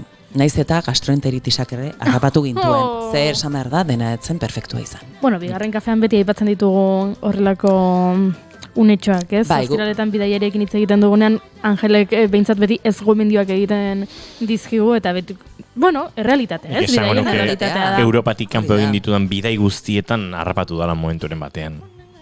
Baina nahiko ohikoa da. Bai, eta ohikotasunetik hartu behar da, baina kontutan izan astebeteako bakarrik junginela, eta 4 egun pasatu genituen horrela. Baina, merezi izan zuen, jakina, dantza horregatik bakarrik, merezi izan zuen bertaratzea.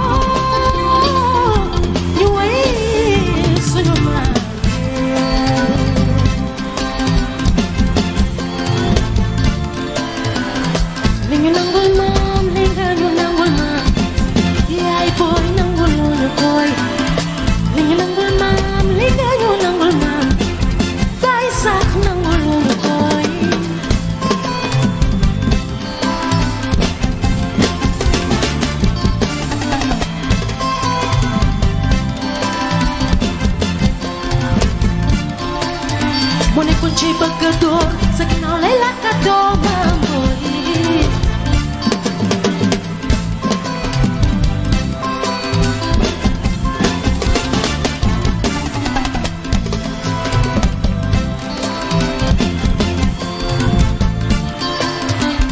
Sananula kakanto, sananula kaito mamboy.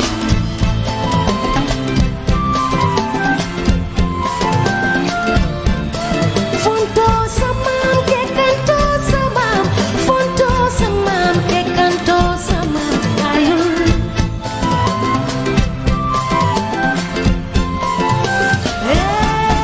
Fonto samam que canto samam, ayun. Fonto samam que canto samam, ayun. Yang aja say baga ayun.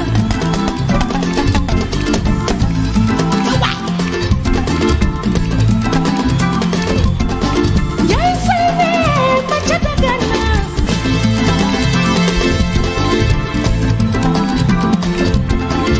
Yay say me kuma machatagana. Kwatu kuma manjata kubudorobe. Kwatu kuma manjata gelu kurkurun. Sangolema, sangolema, sangolema. Jora sindiwa ho. Mbaki jolofe.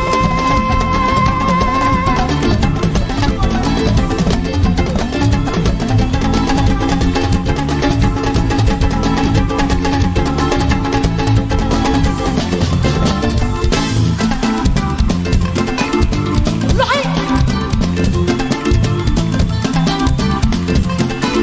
Mr. Salam. Salam Jallo. ku bëgg sa maam sa loxo ca kaw ku bëgg sa maam buy sa loxo ca kaw waaye ku topp maasaane Tira nik kontatu dut egindako bidai bat, Goiuri kontatu du egindako bat, eta Maitena kontatu du egindakoa, baina orain bigarren errondari heldu behar diogu, eta Goiuri abiatuko da.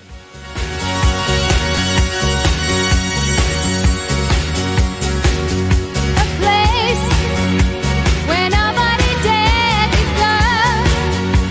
The love that we came to know, they call it Xanadu.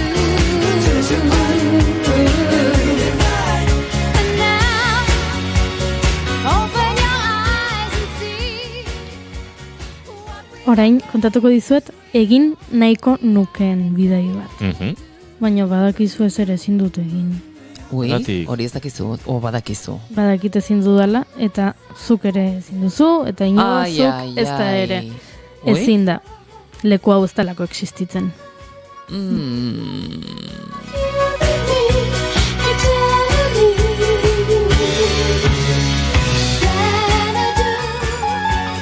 Ze misterioa.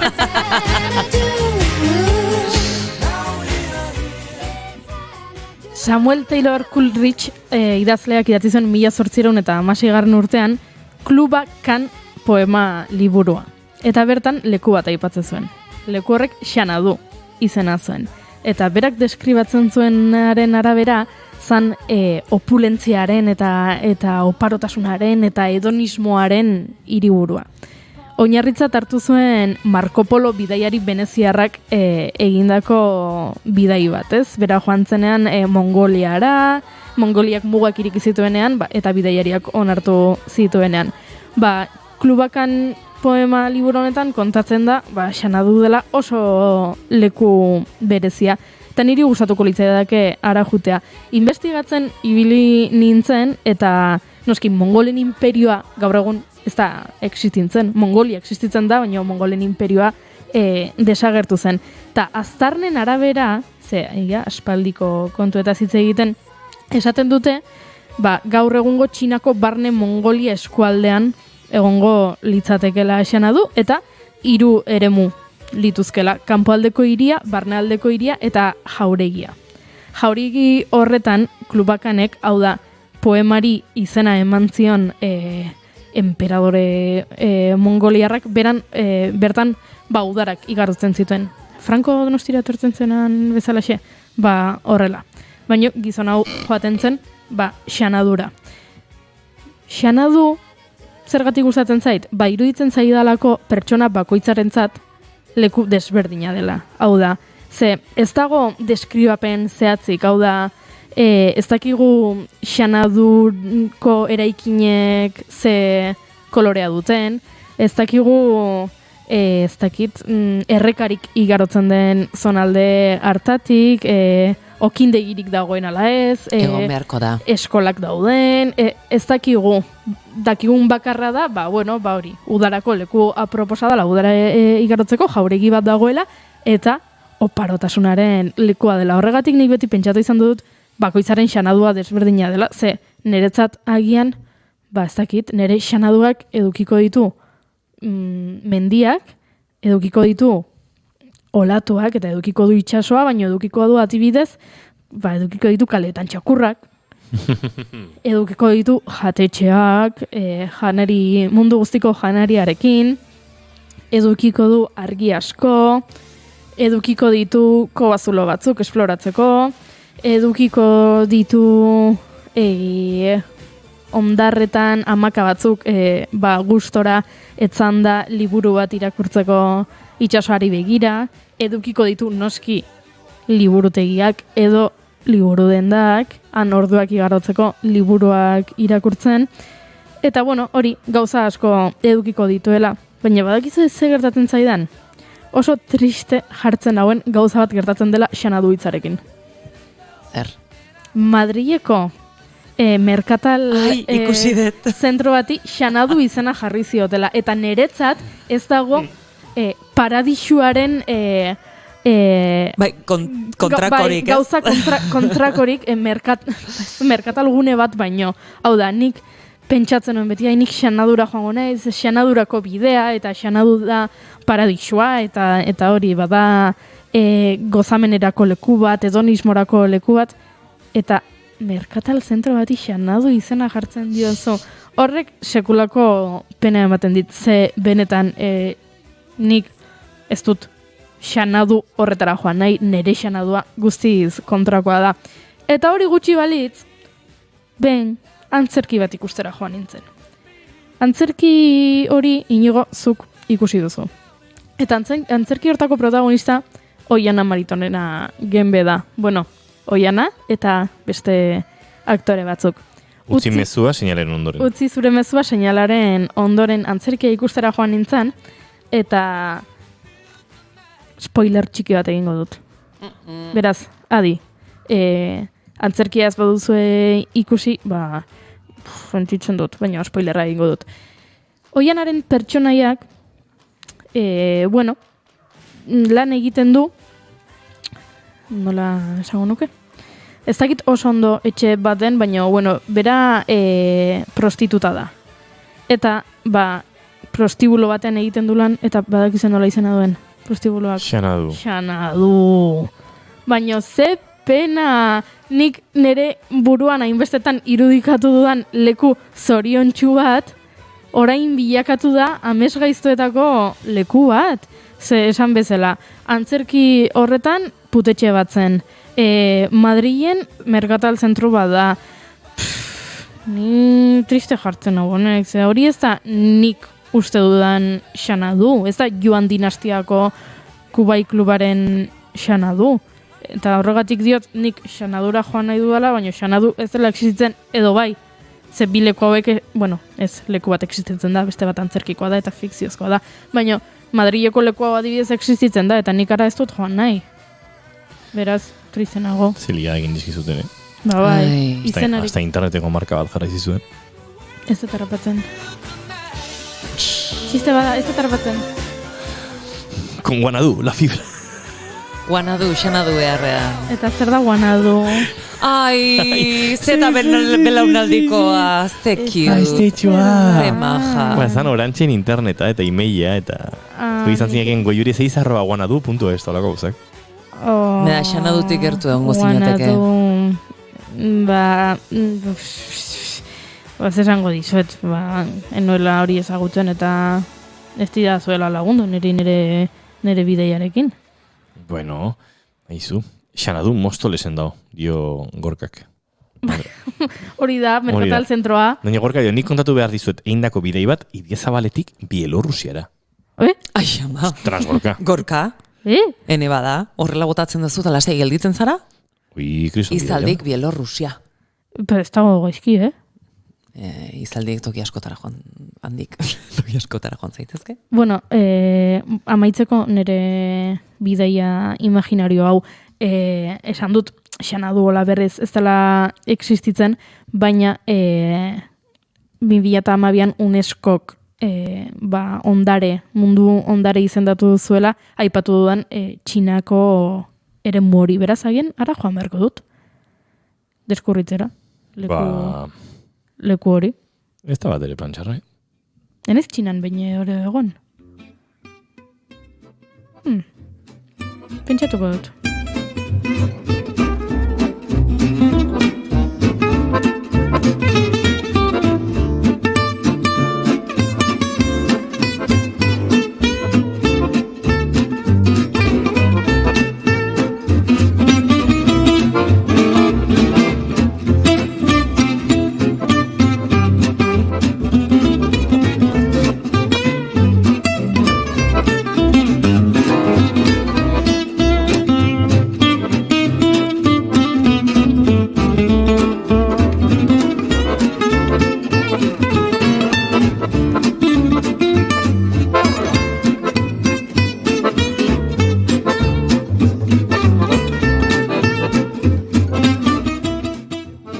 Entzule batek esan dit, Zaragozan dagoela taberna bat Xanadu izena duena eta kafetegi bat Xanadu izena duena.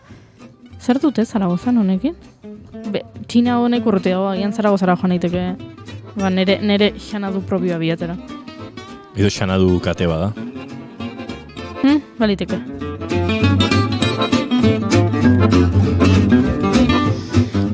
Venga, nik kontatuko dizuet, uda hontan ingo duana. Ui? Edo mantendu behar da ordena, ez. Ez nahi duzun bezala. Bai, uda hontan. Esan Danubiok inspiratu ditu komposizio klasikoak eta inspiratu ditu kantu asko, Danubioko latuak eta horrelakoak, baina egia da Danubion barrena uda hontan egingo dudan zeharkaldiak, gehiago lotzen nahuela Gypsy Jazzaren doinuekin. Ia da Gypsy Jazza Diango Reinhardtek jarritako izen badela, ez? Eta bere jatorri frantziarra zela eta Frantzian Paris inguruan 30ko hamarkadan ere asko jotzen horretan, batzuk pixka da frantzesatu dute, baina Gypsy Jazza asko entzun daiteke Europan barrena, batez ere ekialderuntze zoazen enean, izan Hungarian, izan Serbian bertan, izan Errumanian, izan ez dakit baita Austria eta Eslovakian arteko muga horretan ere hainbat lekutan, eta horregatik aukeratut kantu hau. Danubion barrena erabiltzeko. Ondo ezagutzen zaitu norbaitek Inigo. Zergatik? Txatean jarri dutelako, badakit, Piraguan ibiltzera. Piraguan ibiltzera zaz? Bai? Jo, Sekretua zen edo orain kontatu bertzen noen? Orain kontatu behar bai. Norbaitek guk baino lehenago bazekien. Gero bueltan Ataun irratian kontatu. Izu, Piraguan Tolosatik Atauneraino joateko modurik baldago? Ataunetik noa? Atauneraino iristeko. Zail xamar ez da. Idiazabaletik Bielorrusiara juteko bidea balin badago, Tolosatik Ataunera topatuko duzu izan. Pentsatzen nuen, ez?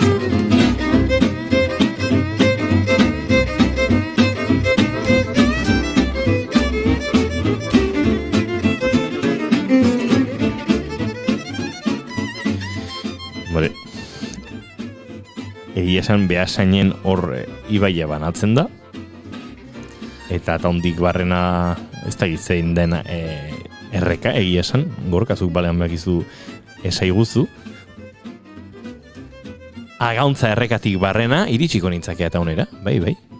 Horia ibaia goruntzartu eta, egia esan, ez dago xur asko ere ez da egite bango den iraia inguru hortan, baina iritsi liteke norbait, bai. Joan zaitezke oinez, ez dela. Baitere.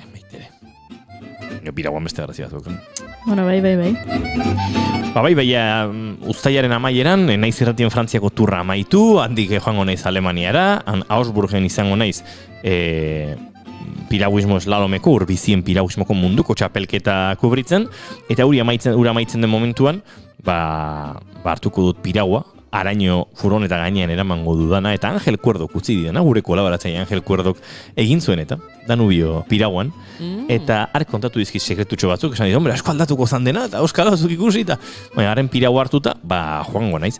Alemaniatik abiatuko naiz, eta hortxe zeharkaldi luze xamarra, hilabete pasatxoko egingo dut, bakarrik piraguan, eta poliki-poliki Alemania zeharkatuko dut, mendebaldetik ekialdera, iritsiko nahi izan Austriako mugara, handik, Austrian bertan, esango nuke, pasako naizela hiriburuti bertatik noski, eta hasiko naiz pixkana, beste herrialde batzuetara murgiltzen, Eslovakiako mugaraino iritsiko naiz, Bratislavatik barrena, Esloveniara igaro, Eslovenia inguru hortan,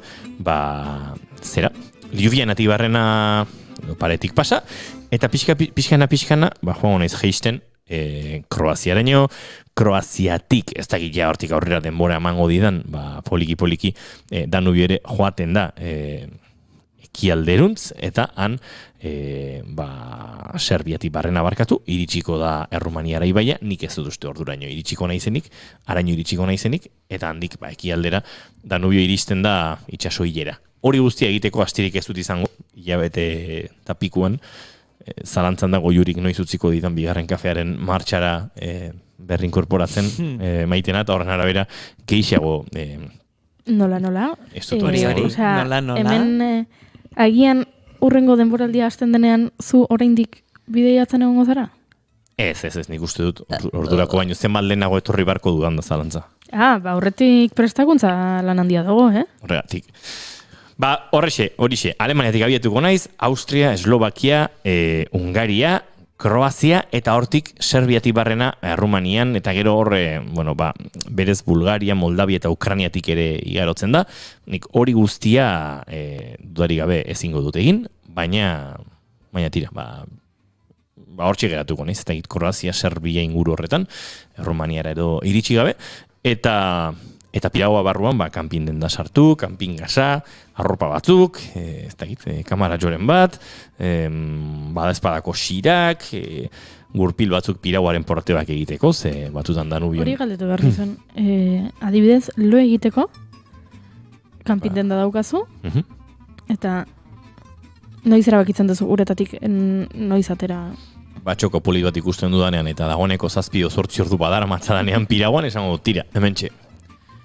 Beste batzutan, dena ez da inbasatia, badaude bi ergarten edo Alemanianean zerbezeriak errekal botan geratzen direnak, akasortrago bat hartu eta ikusiko duzu ez logiteko beste tokiren bat, batzutan piragüismo edo arraun klubetan bertan ere hartatzen zaituzte. Ez daukat bat ere garbi oraindik nolako izango den plana, baina hori da plana, eta hori, irailearen lehenengo bi aste horietan, bueltan izatea espero dut juri, ondo bidean. Naiz irrateko entzuleak lasaitzeko, turra kontatuko duzu. Turra kontatuko dut, uztailaren batean abiatuko du gizonezkoena, 24ean hasiko da emakumezkoena, eta hori ere kontatuko dugu, Julen Goikoetxea lankideak hartuko dit lekukoan, ni munduko txapelketara banoalako Alemaniara, baina turra kontatuko dugu, Julen Goikoetxea, Euken Elarrarte, Jon Garate, Iñaki Arratibel, Asier Maeztu, Gari Bravo, Aino Artola Zabal, lantalde zabala izango dugu, goiurik ere esan du baten etorriko dela turraren kontakizuntxo batzuk egitera, beraz, hori ere izango dugu, baina turra kontatuko dugu, eta gaur goizean naizekin izandako bileratxo batean ere, nahiko argi geratu da, Danubioko jaitxira hori ere egunez egun kontatuko dudala, naiz irratian. Bai? Beraz, eta hitxo guztiak kontatuko dizkizut. Bai. Nazkatuko gara, izan? Ai, txika. Ze bukaera ederra. Musikarekin da. Txispun, nazkatuko gara eta azken akordea. Zugetzen un behar goiuri, gaur pixkalenago? Bai. Ez, baina oraindik ala? Ez, oraindik ez izet kontatu egingo dudan bidaia. Kontatu izet egindakoa, egin nahiko nukeena, baina ez izut kontatu egingo dudana. Venga, Eta orduan zen nola egiten dugu, zenik oraindik ez dut bigarrena kontatu. Egia da. Baina ni oso labur. Maitenak nahiko lukeena, egin nahiko lukeena kontatuko du. Eta egingo dudana azkenean, nik normalean esaten badut nahiko nukeena, Normalean hori gero errealitate bihurtzen dut. Wow. Eman volumena!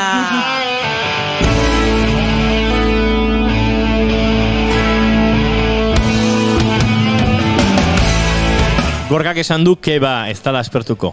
Oiuri, txintxarre bintxa.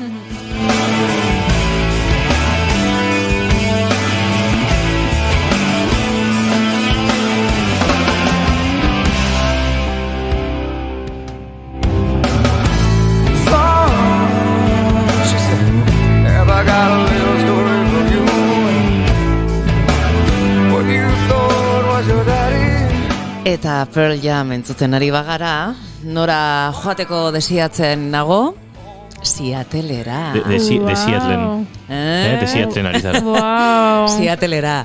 Zergatik, niretzako musika beti ere protagonista izan da nire bizitzan zehar, eta da. Eta ni Seattle ezagutu izan dut, Pearl Jam entzuten, Nirvana entzuten, Soundgarden entzuten, eta sentitu dezakezu hiriaren vibrazioa hau bakarrik entzun da.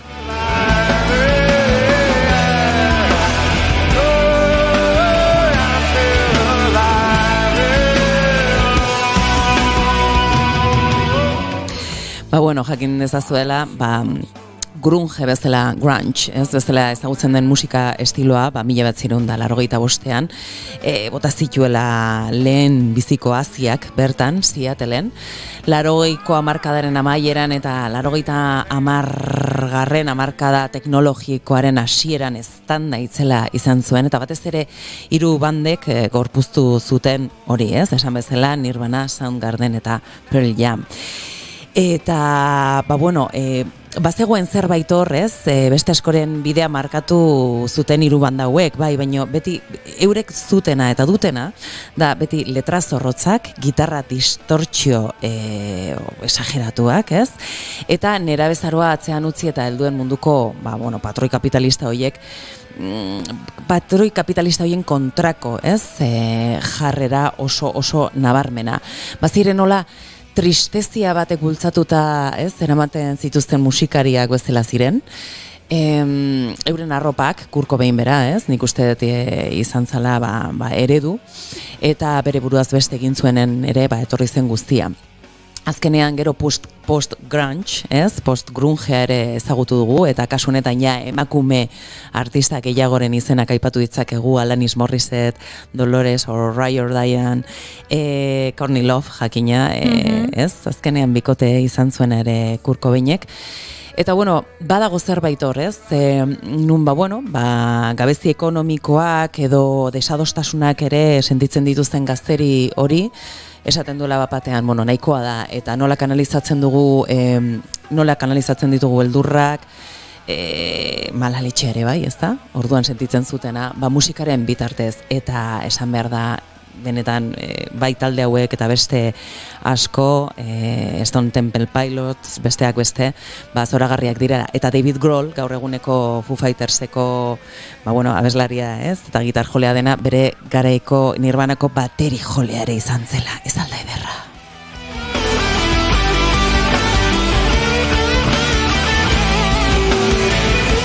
Bagizu Dave Grohl andoingo gaztetxean egon zela, ez da? Zesate jazu. Baina hori besteatean kontatuko dizu. Zebainik ez dakigu nora bideiatuko dugun, hasi da hemen musika... Ez, Seattlera. Kokapen historikoarekin. Jazta, Seattlera.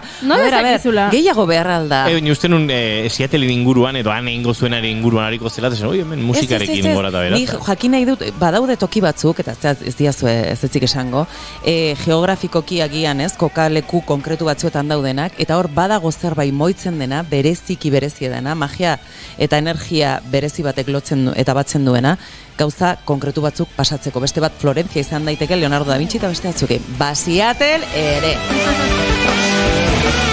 11 minutu arratsaleko 6etarako eta Goiurik segitan joan behar du? Bai. Bota Goiuri. Maleta egitera noa. Udara hontan kanpora noa, eta kontatuko dizuet Nora. Nora. Mexikora. ¡Que viva México, cabrón! Oaxacara noa, Oaxacako zonaldera, ez dut ezagutzen, enaiz behin Mexikon egon, baino ara noa.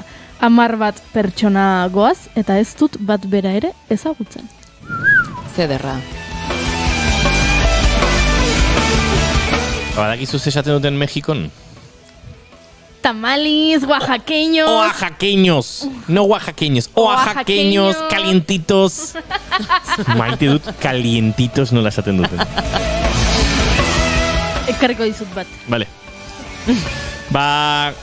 Orain guri 10 minututxo geratzen zaizkigu, baina Goiuri Zeizarandia agurtu egingo dugu bihar arte. Aio. Eta Goiurik Maiten agurtuko du. Bai, ez baino kaiaken ibiltzera goaz. Bai, oraindik plana egingo dugu Piraguan. Gogoratu datorren hilean, Piragua plana egingo dugu. Kayak Basque Countryren eskutik egingo dugu. Hori da. Plana datorren astean edo urrengoan, laizter, uztaila hemendik ziren. hobeto.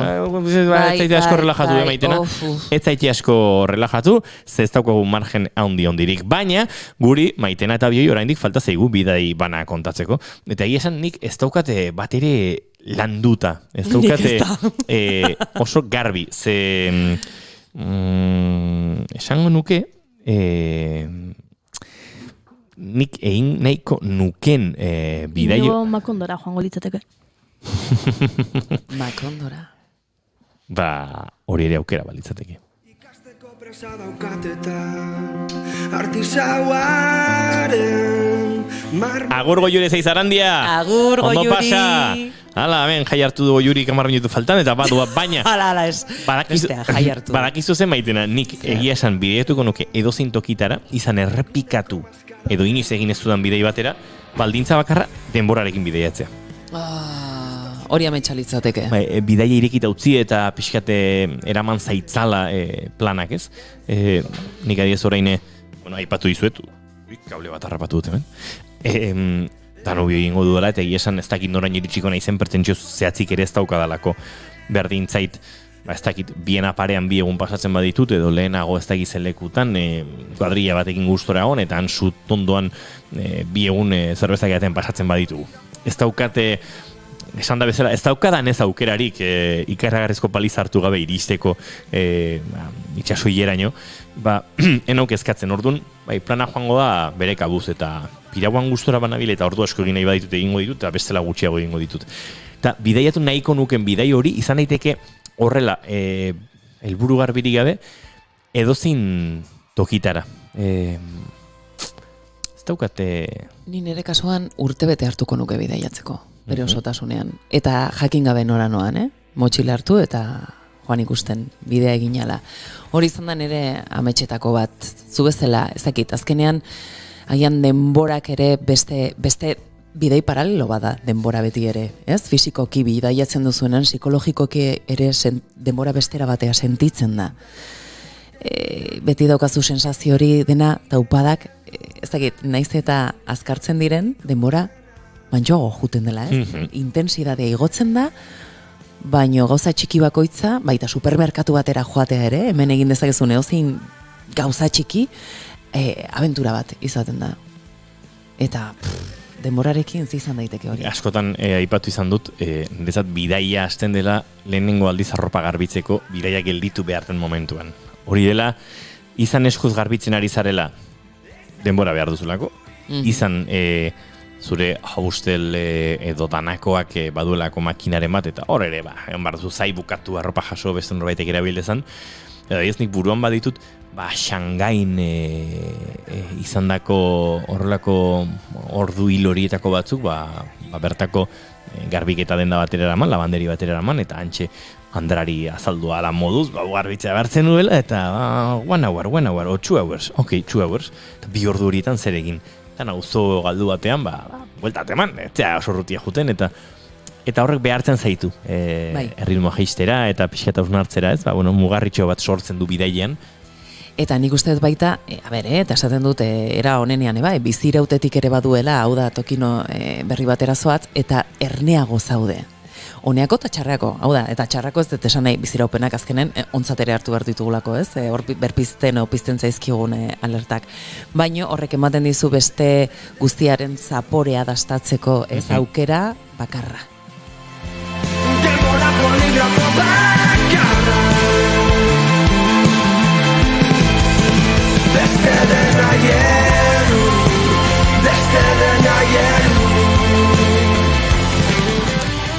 Eta pentsatzen ari nintzen zer diren gauzak, eta ni txikitan joaten nintzen Euskal Herriko kostako herri txiki batera, joango naizela hemendik ez asko bizitzera, ez dut esango nora, ez du beharrik, ez du beharrik, baino esaten dut, badakizu zergatik noan horra, gogoan dudalako, txikian nintzenean, nola karramarroak harrapatzen dituen, bertako kanpina joaten nintzenean gurasoekin.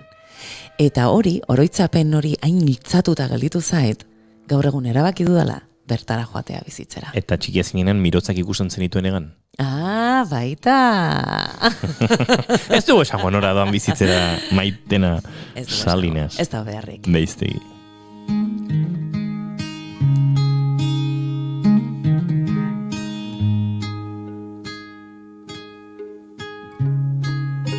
Uda korrika zebilen Taku esperoan Denagin dalgen eukan Tira, bidaiatzen jarrai genezakeen eta esan da bezala bidaiak egingo genituzken edonora, denbora eta patxara baldin badago, eta denbora eta patxara badago batzutan bidaiatu beharrik ere, ezkin nuke izango. Akaso guk behar dugun bidaiak baduelako abiadurarekin zerikusia, nordaki? Baliteke, eta askotan ere tokian bertan geldituta, ez? Liburu bat iriki eta horrek ere urrutira eraman zaitzakelako. Baina bidaiak hasi eta bukatu egiten dira, gaur Maitena Salinasekin denboraldi agurtuko dugu, akaso Maitena Salinas neurri batean ere agurtzen dugu, baina neurri batean. Gure barruan gero arte bat badenez, ez dugu agurrik esango, hori bai, kantu honek dion bezala, eskerrak bireari. Ai, zuri.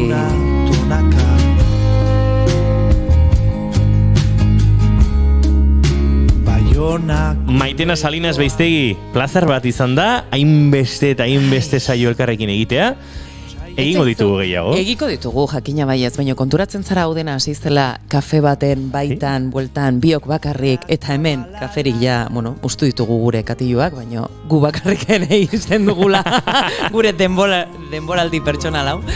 Plazerra, baino bihotzetik esan da, eta nire eztarriak faltan botako zaituzte, baino badakit lehenago berandugo berriz ere topa egingo dugula.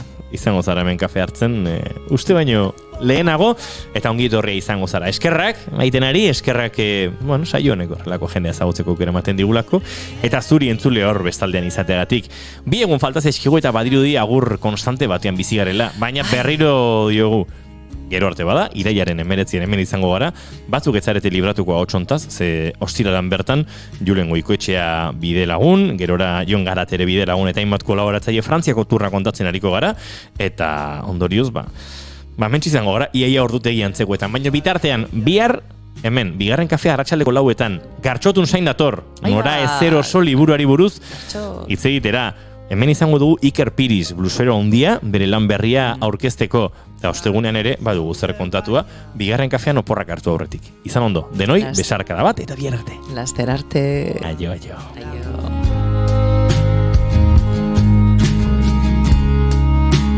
Irun berri niraia Lagunak etxea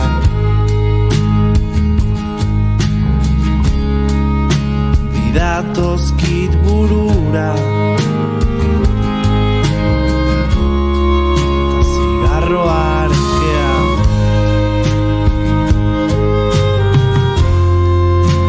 Ireki ez izteko